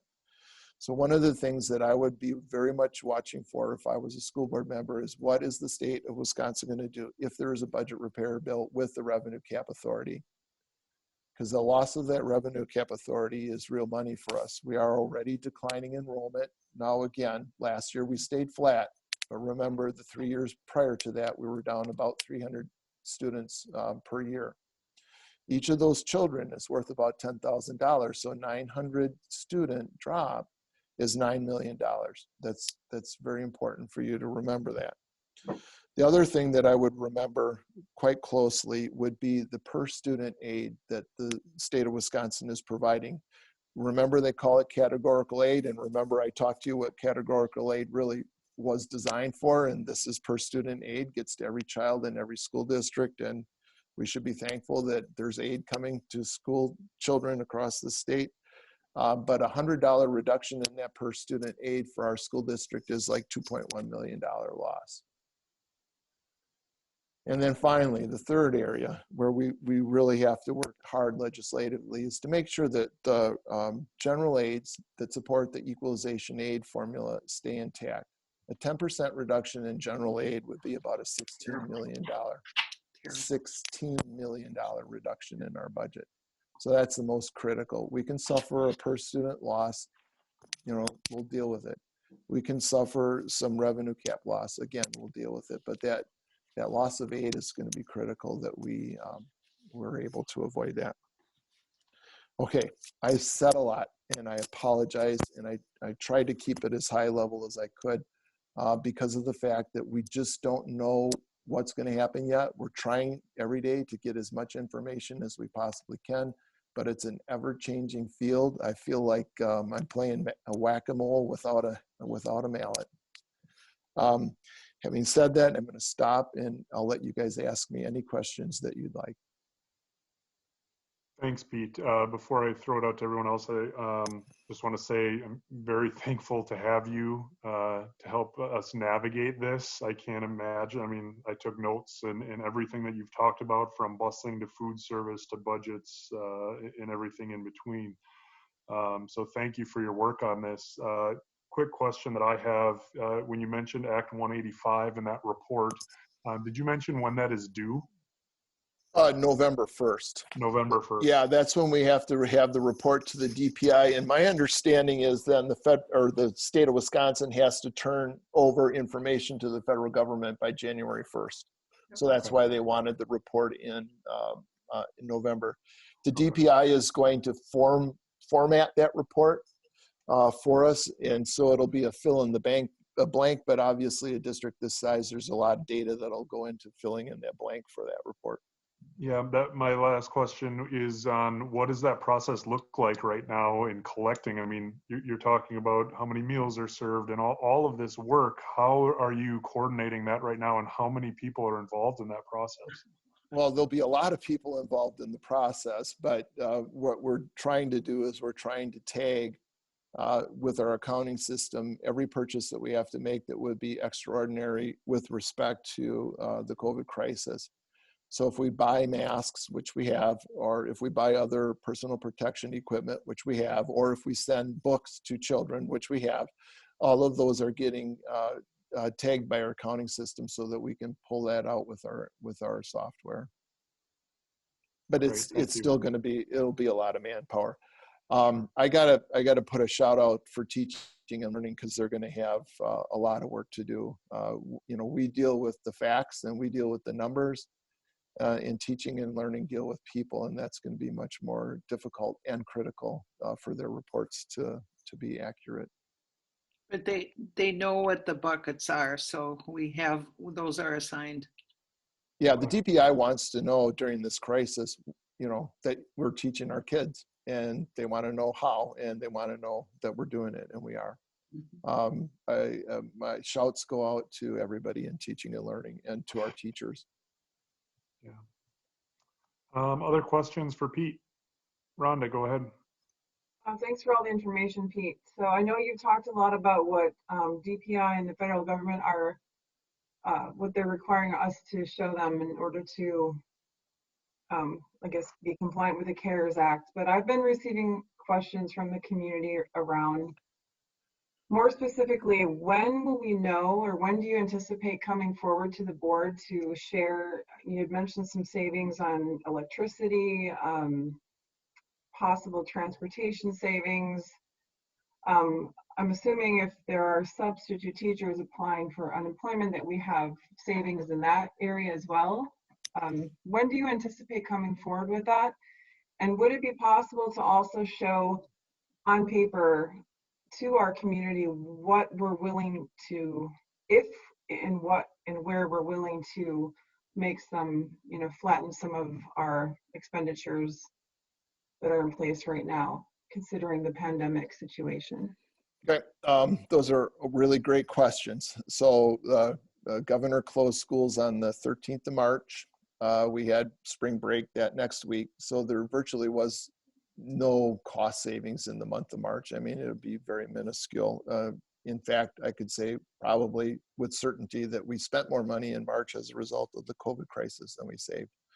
April will be a different story. I think there'll be some savings, but the month is not out yet. I don't have the end of the month reports. I usually don't start going through that analysis until, you know, about May 10th-ish or so. I could start giving you some ballpark numbers, I suppose, at the end of May, in the board meeting at the end of May. But again, they're still going to be pretty soft. And I hate like heck for the timing of this. This is going to be a really difficult fiscal year-end close. There's just no doubt about it. And what we really need from the state of Wisconsin, and in general from the federal government, is decisions and guidance. And I think there's been a lot of votes, but there's been no decision and guidance that's come to us on how their votes are going to impact us. And without that information, Rhonda, the question you asked is just simply not able to be answered. I mean, we're working hard, but yeah. I can't tell you how we're going to end the fiscal year if I don't know we're going to be reimbursed or not. Okay, I just want to clarify the question that you said you don't feel like you can answer at this time. Is that where we are interested in looking into making some cuts and savings, regardless of what the state and federal government does? Yeah, I suppose that would be a board prerogative if you wanted to cut programs, or if you wanted to cut groups of people or lay people off. That would be a board prerogative. Okay, I just want to make sure that I'm clear. I didn't say those words. You did. Okay. Yeah, I don't know what to tell you, Rhonda. Well, and I'll try to reframe my question maybe a little bit more clearly. Is the district looking at any possible ways to flatten the organization? And if they are, right, during what we know to be an incoming recession, are we going to have a conversation about that? I do understand what you're saying as far as we're not sure what the state aid looks like, what they're willing to do. And I hear that and I recognize that. But what I'm wondering, what I continue to get questions about, is what are we willing to do? And is that a conversation that's happening at all? I'm not advocating for any specific programs to be cut. I'm not advocating for any staff to be cut. I'm not advocating for anything in general. I, as a board member, continue to receive questions about what the district is willing to do. And so I'm hoping that at some point that we would be able to have that conversation just to be transparent with the public. That's where I'm coming from. And I think that the board can have that conversation. Yep. And we definitely can have that conversation, but I guess what I'm trying to get clarity of is the district going to come forward with any sort of plan or any considerations? Is there anything out there that's happening? I will follow the chain of command very closely. You know, I understand who I work for, and if there is a directive from the school board to the superintendent that we cut programs, I can do that. Right now, I don't have any directive for that, Pete. I think one of the forward-thinking things that we are doing is staying flat. So in other words, typically when we go forward, we had actually asked our principals in January, February, or even December when they started doing their staffing. They staffed very small class sizes, trying to be responsive in that regard. Now we've gone back and said, no, we can't add any more positions for next year. So they're resetting the table is really what it amounts to, so that there is a margin there. That's one piece. And they could be moving administrative pieces out, and it's up to the building principals. They've been given that autonomy to be able to do that. We have many classes under 20. Board policy would tell you that if it's not a continuation of another course, that opportunity may be or may not be there. So we're looking at that. And so really looking at some places and spaces where there's efficiencies. Obviously, there's a proposal that just came forward just recently that will save some money. But the reality is this. Again, it goes right back to what Pete said earlier. Until we see where everything shifts, we're not in a place or space that would tell us that we need to start cutting or reducing positions. But if we can rearrange and reevaluate and shift some things around to create greater efficiencies, which we already have, we will find ourselves in a place and space where we can be able to manage 2021. I think that's, unless there are some drastic changes, and that could happen with the school budget or the budget repair bill, which could impact schools, so forth. Right now, the directive and the resources that we're looking at, saving anything that gets saved, what Pete talked about earlier, would be placed in a space so that we can cover insurance next year, because we anticipate those surgeries and things that people delayed. And that's where that funding will go so that we can address those. Some of the savings that people think we're having, obviously, as Pete talked about earlier, the reality that we have spouses of our employees who are now on insurance with our insurance that weren't there before. There's some additional cost involved. So again, to be able to know exactly what that number is right now is extremely difficult because of the fluidity. But as Pete said, if there is a directive for us to start reducing and cutting, we would take that directive. I've always been responsive to the board directives. Okay, I just want to make sure it's very, very clear what I'm asking, and because I'm not sure it is. I'm not sitting here today asking for anyone to be cut. I'm not sitting here asking for programs to be cut, staff members to lose their jobs. That is not what I'm asking. I'm asking the questions that I'm receiving regarding potential savings and what they look like. And are there any concrete answers to that? And I'm hearing that obviously this time there isn't, and that makes sense. And my original question I had asked a few minutes ago was, will we be able to see some concrete numbers of the things that you mentioned that we could see some savings for? Because that's what, again, I'm asking, and that is something I actually am interested in seeing. So that's hopefully something that's coming in the future. I think that's an important number to be able to point to, or at least some sort of window of number to point to. And I think most people understand that this is a fluid situation, and they definitely don't expect numbers today. But I think what they wanted to find out was, what is the plan? Is there a possibility that we will have savings? You mentioned something about insurance payments, money. Okay, but that's an answer on its own, right? Yes, we have some savings, but we're actually taking and we're applying it in another area. Those are answers, that's transparency. Those are things that people want to know.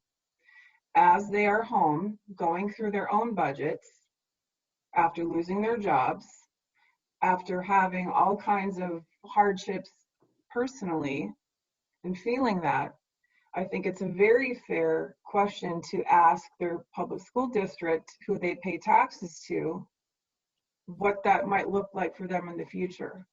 To me, the answers sound like they make sense just from what I'm hearing so far. I don't want people to lose their jobs. I advocate for the people in our schools all the time. I don't think that's debatable. So I'm hoping that moving forward, we will have something that I can share, and other board members can share if they're interested, to say that, you know, we did save some money and we used it in this way. Because the average person won't sit through this conversation. I think that's a lot to ask. And then to simplify it and to make it more, you know, less high level for the average person out there to understand that, yes, we did save some money and we're interested in doing this with it, just for transparency purposes. So that's where I'm coming from. And that's what I was asking about, not about, I want to cut things. That is not, I'm not saying that. So I just wanted to clarify that and make sure it was very clear. Thank you. Pete, it sounds like to me that you're working on those, crunching the numbers. I certainly am not interested in you rushing to get us soft numbers. So go through the process, and when you feel like you've got an accurate update for us, I'm confident you'll bring that forward. Can I ask a question? Yep, go ahead, Christina. I don't know if you could see me when I was like raising my hand. Sorry to jump in. Pete, so thank you for this. I love that you think about this in both the short and long term, because it helps me to sort of understand like immediate concerns, and sort of then you always do a great job of helping us frame what we should also be thinking about and paying attention to as board members. Can you talk a little bit more in detail? And again, I know you don't have specific numbers, but I'm particularly interested in food service. Obviously, it's kind of like always my go-to, but I know we're knocking it out of the park with the number of meals. The need is there. The need is only going to grow. People have reached out to me and said, like, is this going to continue?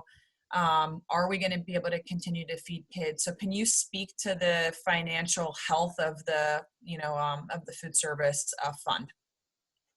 It's a great question. I'd love to say that I think we're going to come out of this completely unscathed. The unfortunate circumstance that we're dealing with, though, is that the reimbursable rate is different for this program that we are currently operating. It's more similar to the summer food program than it is during the normal school year. We don't have revenue coming in from families that do pay for their lunch, whether they pay full or they pay the reduced portion. So that's a number that we need to establish with respect to the number of meals that we're serving and how much of those are reimbursable and the rate that we're being reimbursed at. Again, I'm going to go back to the few days that we had in March. It's too early to tell. We will have a full month in April. We'll have a better understanding of what our complete costs are, as well as the reimbursability of every single meal. And again, it's done more like the summer program, where nobody pays for any of the meals. They're all given because of the the nature of our district with a high number of free and reduced students, we're eligible for that as a complete reimbursement. Our staff is not, while the food service department is doing a fantastic job, it's not everybody that's in the building doing that work. So the staff is a little bit smaller. However, because of the result of the COVID crisis and the interface with these individuals, with the public, and the proximity they are to the public with this, we have them in on an emergency call-in basis and have since the COVID crisis started. So while it isn't the entire food service department, they are on emergency call-in, which is a higher rate of pay. So we're going to juggle all of those numbers, and we'll have a better picture for you with respect to food service. Now, my intention, and unless I'm being told differently by the Board of Education, my intention is the food service program can't be self-sustaining through this whole entire COVID crisis, that we support it with Fund 10 resources so that our children are remaining fed.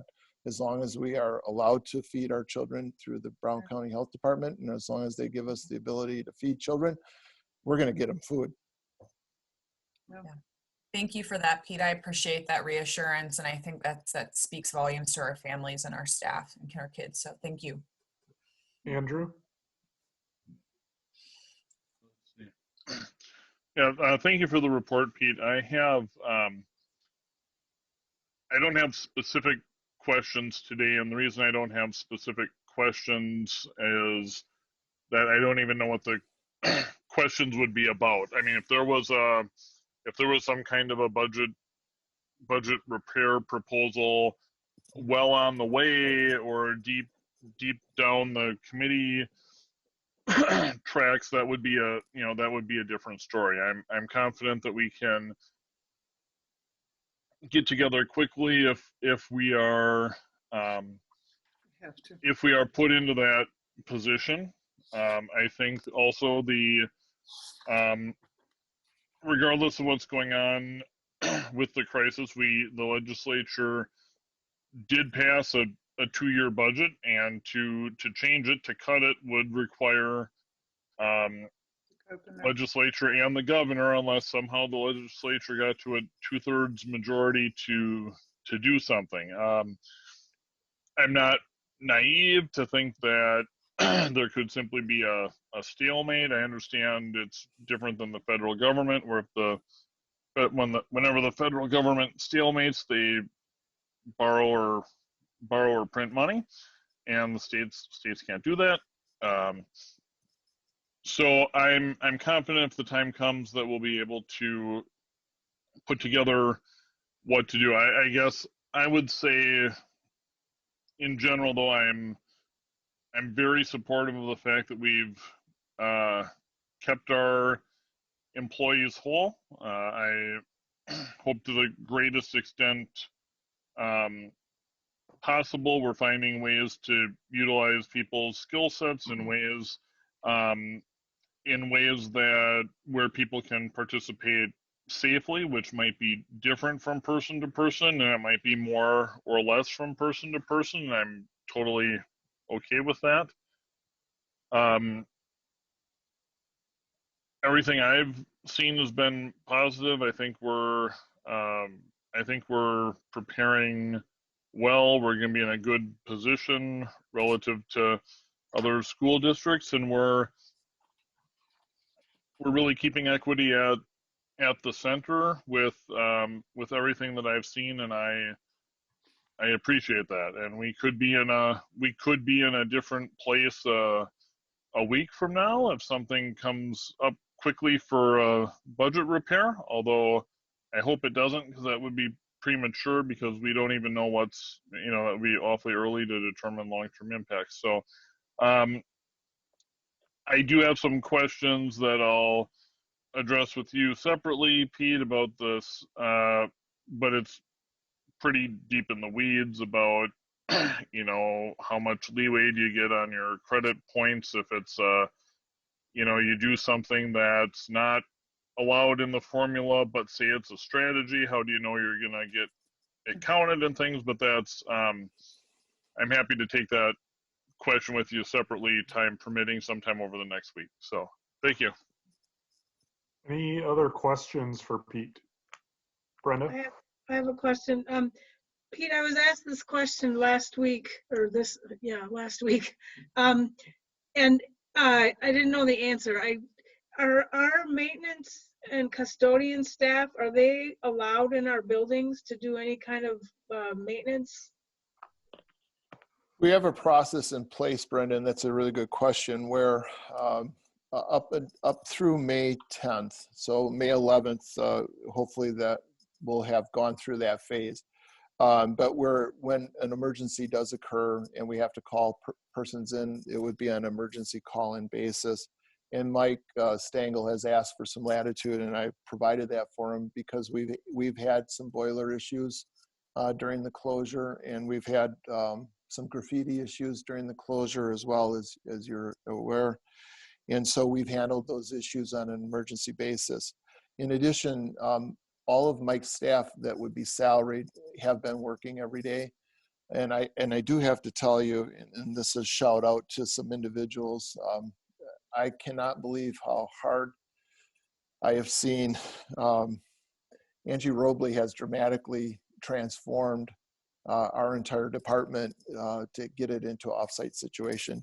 Josh Patrick is just put an incredible amount of time, and his folks have done an outstanding job getting technology to our children and making sure that we have the technology to do our jobs from remote locations as well. It's just astounding. And Jake Alverson, who's out at the ASB in procurement, has just done a stunning job making sure that purchase orders go through and that we've got goods and services coming in, and he's been scouring for PPE equipment. And then of course, Lynette, man.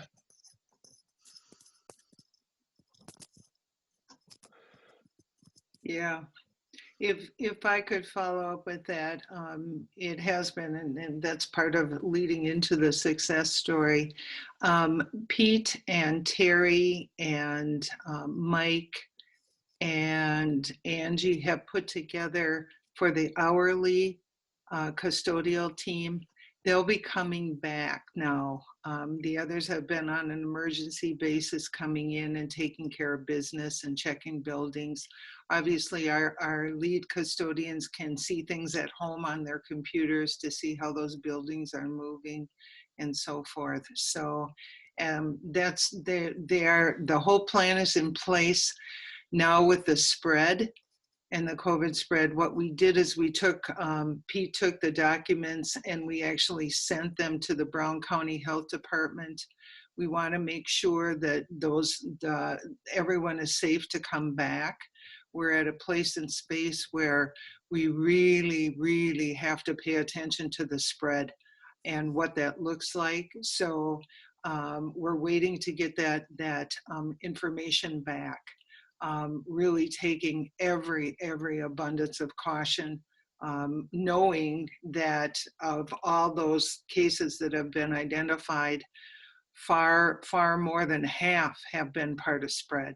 So we really want to make sure that we do our due diligence there before we bring people back into the schools.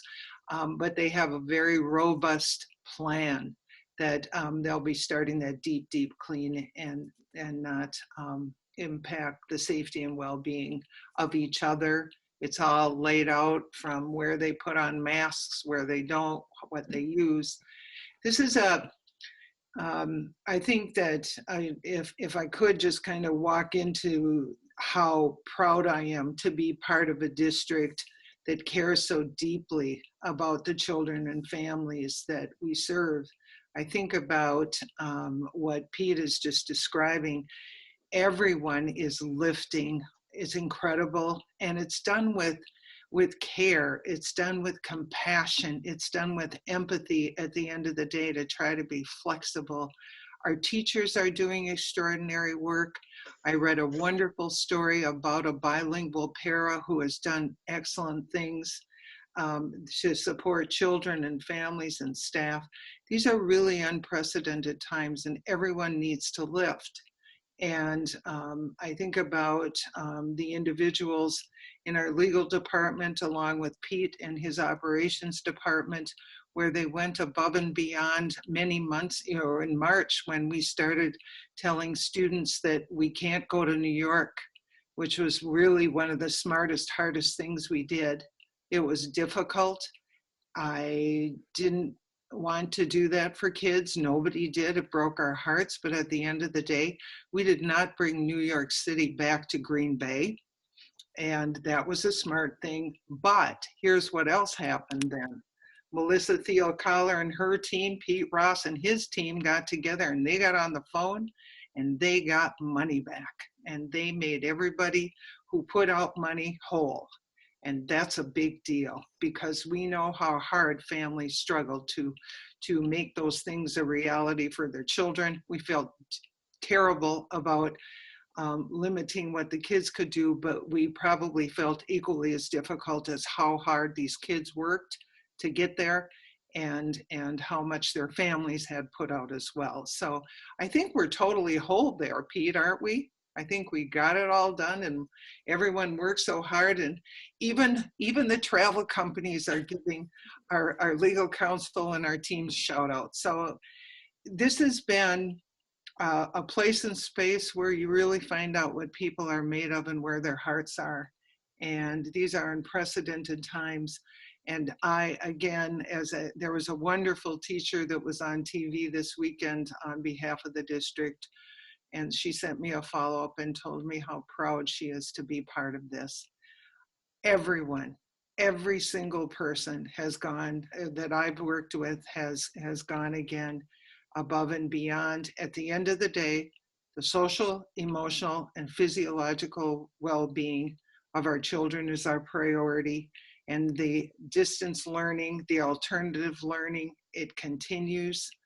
And I think we just really have to sometimes sit back and just do a reset, because at the end of the day, the goal is to keep everyone alive, everyone safe, everyone well, and then look at where the pieces fall.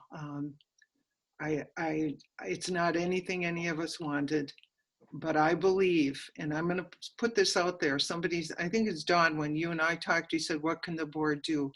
And I said, what the board had done prior to this set us up where we are. The investment in technology afforded us that. The investment in the people in their roles afforded what we've been able to do. The responsiveness of being able to say, and I remember coming and talking about wanting to bring Pete Ross into the team and adding a position, and you approved it. Those are the kinds of things our Board of Education has set us up to build an infrastructure so that when this thing came, and it's bigger than any of us could have ever needed or wanted, that we have been able to embrace what comes our way every day, day in, day out, and reimagine the future for our kids in a positive way, and even find places and spaces where it works better. You know, and thinking about how got a beautiful letter about a child who has now re-engaged in school because all of a sudden this virtual learning just is right in his wheelhouse. So we're learning a lot. We're learning together. It is exhausting. I would say 12, 14, 16 hours a day every day, and weekends as well. Too. Yeah. But we need to breathe, and I'm just very proud of our team, and I'm grateful to have had all of the resources that our Board of Education to this point in time has supported us in, because at the end of the day, what matters most are those children that come and sit in their parents' homes every day and that we feed hundreds of thousands of meals to. That's what matters most at the end of the day, and it's not perfect. Every day it's not perfect, but again, moving forward with care and compassion, empathy and flexibility around our work. So I'm done now.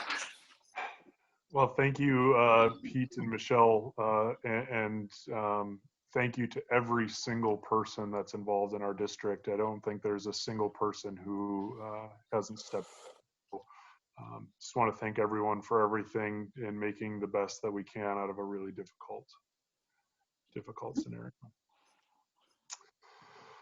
All right, let's keep moving. I don't have anything, obviously, under superintendent updates, legal department, nothing. So that brings us to Intra-City Student Council, and Luke and Hannah, updates from the two of you. Hannah was just having trouble with her Wi-Fi. I don't know if are you back? Are you good? I'm hopefully, I don't know, my Wi-Fi is like super in and out, so it's been like I can hear some things, but then I'll like it'll glitch and I won't hear anything. So we had a little back and forth plan for this, and then so hopefully it'll work out. All right.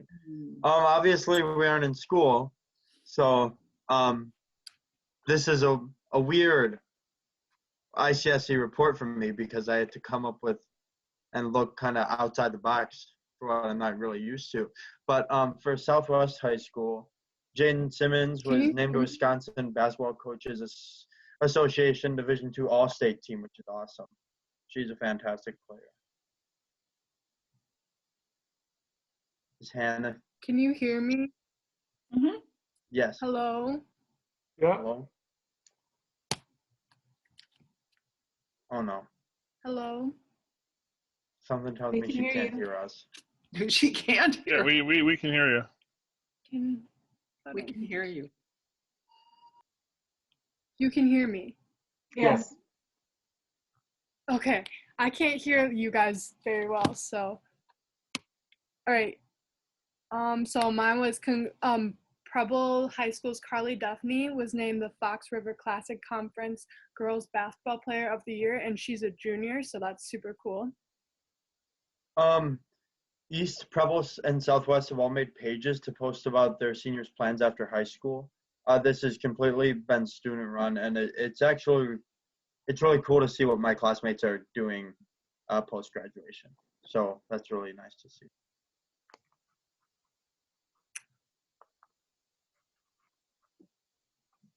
So Preble is doing like a gets done recognition for teachers who have been going above and beyond to help ease this transition for students. So basically, like, you can nominate your teacher if they're doing something that's like out of the box for you, which is really cool. Students are preparing for the new AP test format. Teachers have to basically completely revamp what the students are expected to know during the AP test. Tests are going from upwards of 3 hours to 45-minute exams from home. So students are worried, but we're preparing for those.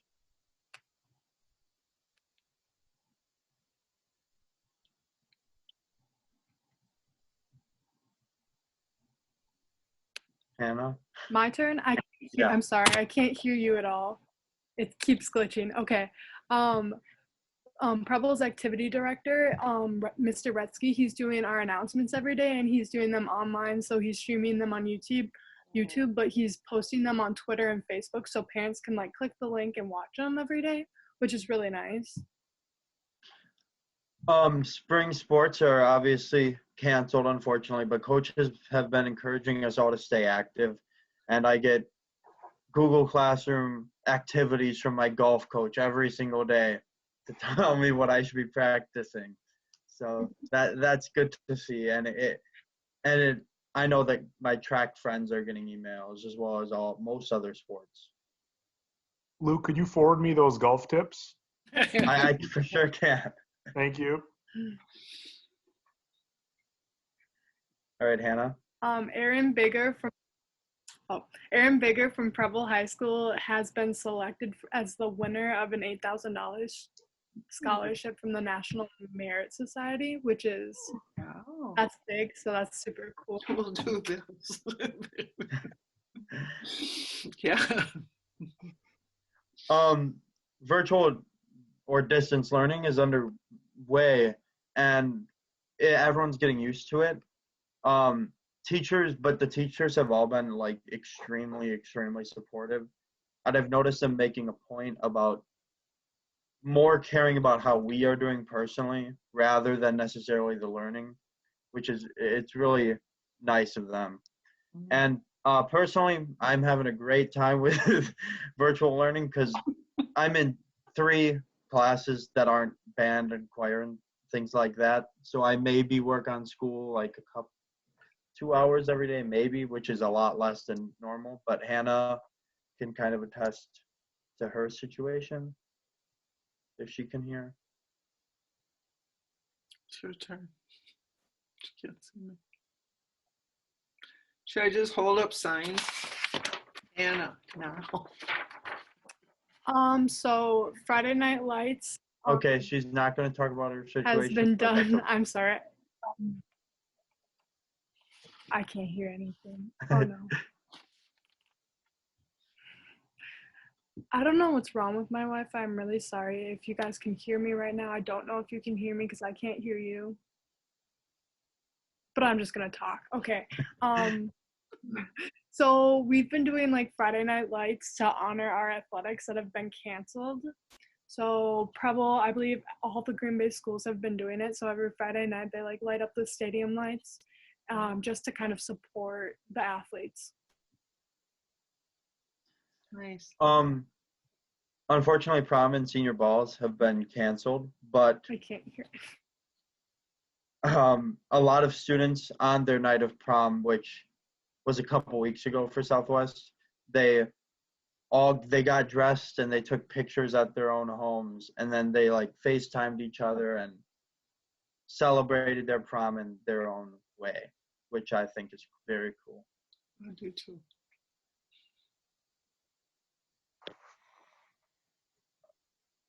I think Hannah's frozen, so I'm just gonna go ahead. So the graduation has been postponed, and it'll look unique for this year, but we're anxiously waiting to see how we'll safely celebrate the class of 2020. And I know we're talking about that more in our meeting tomorrow. Yeah. Tomorrow. Yeah, that's about it for the ICSC report. All right. Oh, wait. Okay. Mrs. Sorensen. Okay, Hannah's back apparently. I'm back. I'm sorry. I got kicked off again. I'm at work right now, so my Wi-Fi is like really, really bad. So I apologize for that. Did you talk about graduation yet, Luke? Yes, I did. But okay, if you have any I'll thoughts. add. So it's really sad. So I'm my school's class president, and I was supposed to give a speech at graduation. And the idea of doing that through a computer is really, really sad for me because it's something like I've been looking forward to for 4 years now. So it's been personally like a really hard thing for me to deal with. And last year we got graduation caps approved so we can decorate them. And I know me and Luke were both a really big part of that. So we're really just hoping we can still do that and show off and at least be able to see our friends one last time since we were kind of robbed of like our last day of school and that kind of stuff. Do you want to also talk about how like virtual learning has been for you? Because I know you have a different. Yeah. Sorry, I can hear you guys now, which is cool. So virtual learning for me, so I have 5 AP classes and all my AP tests are in the next 2 weeks. So it's been kind of an experience for me. I've been trying my best. I'm not the best, like I need face-to-face interaction to focus. And so I have been having a really difficult time being able to focus on my actual classes. But I'm like every week I'm getting more used to it and I'm adjusting. So hopefully by the time AP tests roll around, I'm back in the game and I'm ready to go. And I mean, AP tests this year are free response questions and they're only 45 minutes. So hopefully that'll really help me out. I don't know about you, Luke. Yeah, we'll see. Luke, did you talk about this? Because I couldn't hear you. I did, but yeah, we're done as far as I'm concerned. But I'm glad that you could get your thoughts in. All right, yeah, we'll call it that, I guess. Or Yeah, no, thank you, Luke and Hannah, for sharing those updates. It's inspiring to hear, what students are doing and how they're adjusting. So I really appreciate those voices. Does Mr. Becker have a question? Sorry. Yeah. Oh, go ahead, Andrew. Sorry, I missed it. Sorry. I would just say with so much yet to happen and so much time for things to play out, I would encourage you, Hannah, and others not to automatically assume that your speech won't be given and the caps won't be not just decorated but actually worn. There are things in between.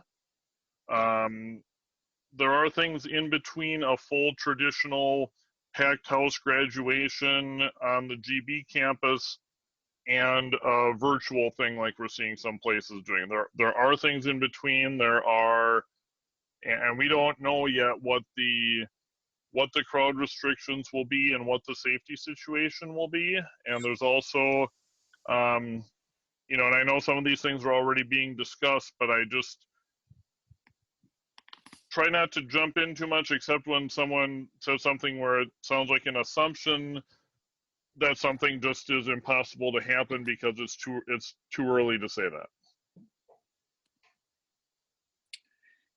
If I could, and tomorrow we'll meet with the students, and I know our principals are working tirelessly too. So I just want to make sure that we can get to a good place for our kids, and so we'll have those conversations, get your feedback, and go from there. So this is less than perfect, friends, and it's not anything that anybody wanted. And I just want to make sure that we work together on it and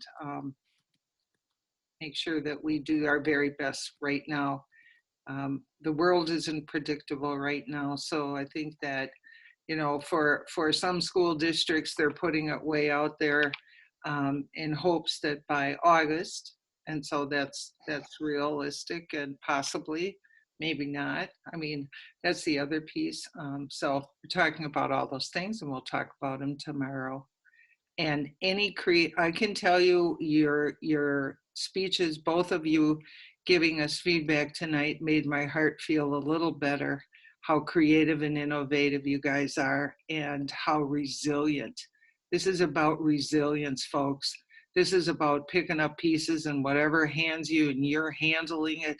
I'm just so impressed, and I'm just grateful to you for all that you're doing as students moving forward. So, but we'll do our best with you and see where tomorrow brings, and keep moving forward. Thank you, though. It makes my heart feel a whole lot better. Thank you. All right. Let's move on to the next agenda item, Legislative Liaison Report. Laura, do you have anything for us? I'll try to keep it brief. Actually, this report feels a little superfluous after Pete's epic report on all things COVID-19 related and school funded related. And so I'm going to try not to, forgive me if I sound repetitious. Let's see here. So my takeaway from your report, Pete, was it just kind of solidified my belief that that the connecting tissue between what is happening in Washington, D.C. and what is happening in Madison and how it affects our district is kind of more apparent than ever. I think we're all feeling pretty stressed about what the future holds. But in the meantime, we've done our letter to the legislators. We've done our resolution. Those are our official stances as our board. But as Pete said, there's a certain amount of waiting to see the events unfold. So I was reading just yesterday that there's about 160 bills that have been passed by the Assembly that need Senate votes to become law. And they're just basically all came to a screeching halt on March 26th, last day of the last session. There would have to be an extraordinary session called in order for anything to happen on those bills. I've been checking in pretty regularly with Stash Krasinski, and he said that isn't actually likely to happen. And I'm kind of the opinion that at this point anything is possible. But Stash also said that to definitely keep watching for the legislature's response to the next federal stimulus package, as Pete mentioned. There's the possibility the legislature will come back and talk about what to do with that money. Other than that, it's been kind of quiet. Everyone seems to be in a wait mode, and except for the lawsuit that was brought before the Supreme Court against the governor for challenging the extension of his safer at home order. It looks like, by the way, it looks like the governor has until tomorrow to respond to that challenge. Stash also recommended staying vigilant, which our district does all the time anyway, as to what is going on in the legislature. And so Stash also wanted me to tell everybody how much he appreciates the letter that we submitted, and also our resolution, that he was really grateful for that. Dave Hansen mentioned to me that he thought that the estimates on further federal funds would be in late June. I don't know, I don't know exactly what that's based on, and with a responsive budget repair bill around July 1st. That was what he was estimating when I talked to him last week. But obviously that changes literally every day, it seems. So other than that, I just want to mention the Badger Bounce Back Plan that gives guidance on the criteria that must be met before the state's economy can safely reopen. I recommend that everyone have a look at that. It's all over the internet. And as we, just here in Green Bay, as we, prepare for these increasing numbers, and we gauge what the lethality of this virus is going to be for our population, I just urge everybody to take good care. And I just want to, on a personal note, because this is my last report, I just want to take this opportunity to say how proud I am of our district and representing our district. I know that our teachers are working so hard and being so creative and managing, and each week it's a little better, a little better, a little better. But our administrators, holy cow. I mean, Pete used the word Herculean. I mean, that is a good word, I think, to describe what's been happening. And since we're all at home, we don't get to see it. We don't get to see that work. But I know it's happening. And basically, when I talk to any administrators now, the first thing I say is, how are you? Are you okay? Because they're looking after all these other people, and I don't know if they're necessarily taking care of themselves in the way they might need to. So again, very proud, very grateful. That's it. All right, thanks, Laura. Next agenda item is district events. I don't know how much of that we have to share, but any district events? Not a lot. All right, oh, go ahead, Michelle. I encourage people to watch the Staff Scoop and make sure you check out the Staff Scoop. I actually gave 12 extra mile awards away last week via video. It's the best we can do, but there's a lot of people we're trying to honor and celebrate. So I asked for that. There's a lot of updates. It's interesting because life is still going on. And so human resources has something out there, insurance has something out there. Everyone it's still going. And that's the other piece. So I think when we think of district events, make sure you check we're talking about next month, extending an open enrollment and IDT. So there's a lot of moving parts. I encourage people, we have the best coronavirus website probably anywhere with resources and supports, but we also have other things on our internet as well, on our website. So I just want to make sure people know that we're still here. We're with you, we're here for you, we're here for you, but at the same time, we're still moving. We're still moving. And so I put that out there. So we're celebrating students, we're celebrating staff, and we're keeping the work moving forward. And that's the great team again that's making that happen. Thanks, So Michelle. there's a lot of stuff moving. Any other hands out there? So the next topic sort of related to that is board member school visits. I know that there's not schools to visit, but I do know board members have been helping with meal service and have stopped in there. I don't know if there's any other updates.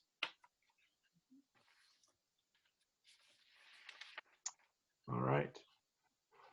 Next agenda item is I have go ahead, one. Andrew. Yep. So my co-advisor decided to had a good idea that I wish I had thought of earlier, and this is probably happening at other places that I don't know, because one thing that adapts fairly well to an online environment, although for some kids it's just too much different and it doesn't work, but chess actually adapts pretty well, and because you can play it online, and we have a very good number of kids that are in the state in this new top 50 that's been worked out for the state. We have a few, and so we did actually have a virtual chess club meeting for Da Vinci, and I played some of my students, and I won a high percentage of the game, so, but not 100. So What'd you do with the second grader? I got a win and a draw against Eric Zhang, who is a second grader who might have been a contender to win the state second grade championship if we had it. Oh, impressive. Thanks for that update, Andrew. So moving on to the next one, teaching and learning discussion. We have one item there. Normally I would facilitate this, but I'll hand it over to Brenda as taking my spot on the teaching and learning. All right. So we have one item on our teaching and learning report, which is a Head Start grant, and I'll read that motion. I move that the Head Start cost of living grant, or COLA grant, and quality improvement grant as presented be approved. Second. Sandy?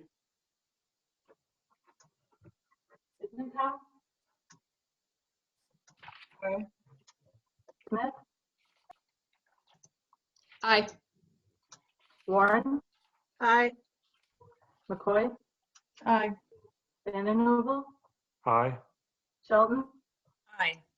Becker? Aye. Pass 7-0. And that wraps up teaching and learning. Moving on to organizational support. Andrew, I don't see anything there. No Okay. items. All right, and moving on to the consent agenda. Someone want to make that motion? Yeah, I'll move the consent agenda as listed. Second. Oh, sorry. Okay. Sandy? McCoy? Aye. Vandenheuvel? Aye. Becker? Aye. Warren? Aye. Smith? Aye. Sitnikau? Aye. Shelton? Aye.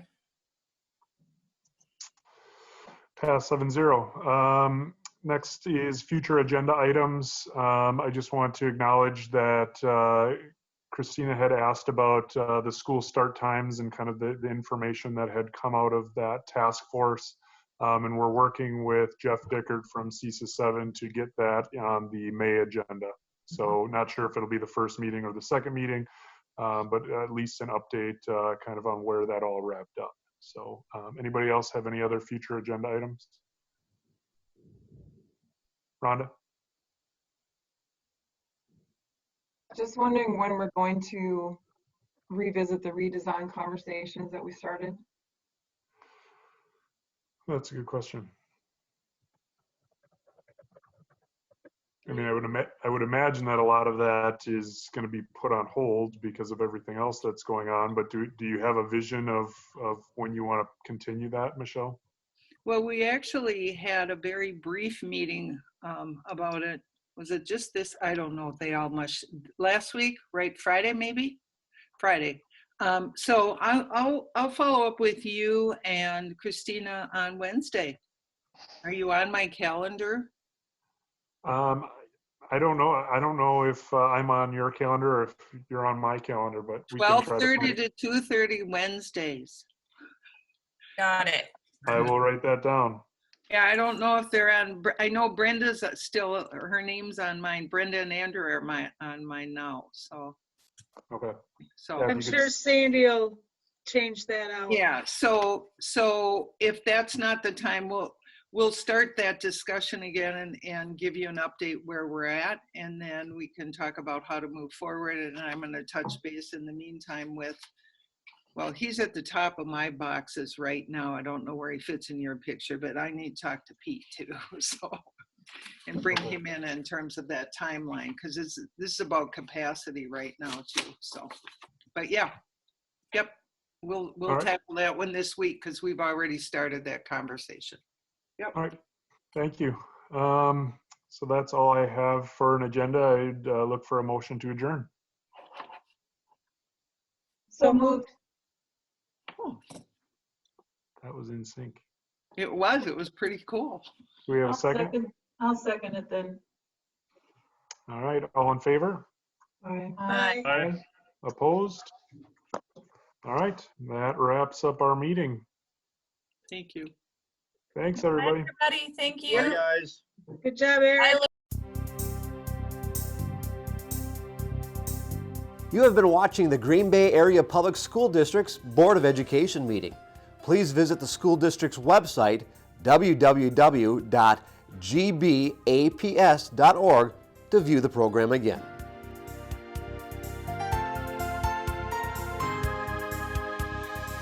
If you cannot fully access the information on this video, please let us know the accessibility issue you are having by calling 920-448-2025 or by email at communications@gbaps.org.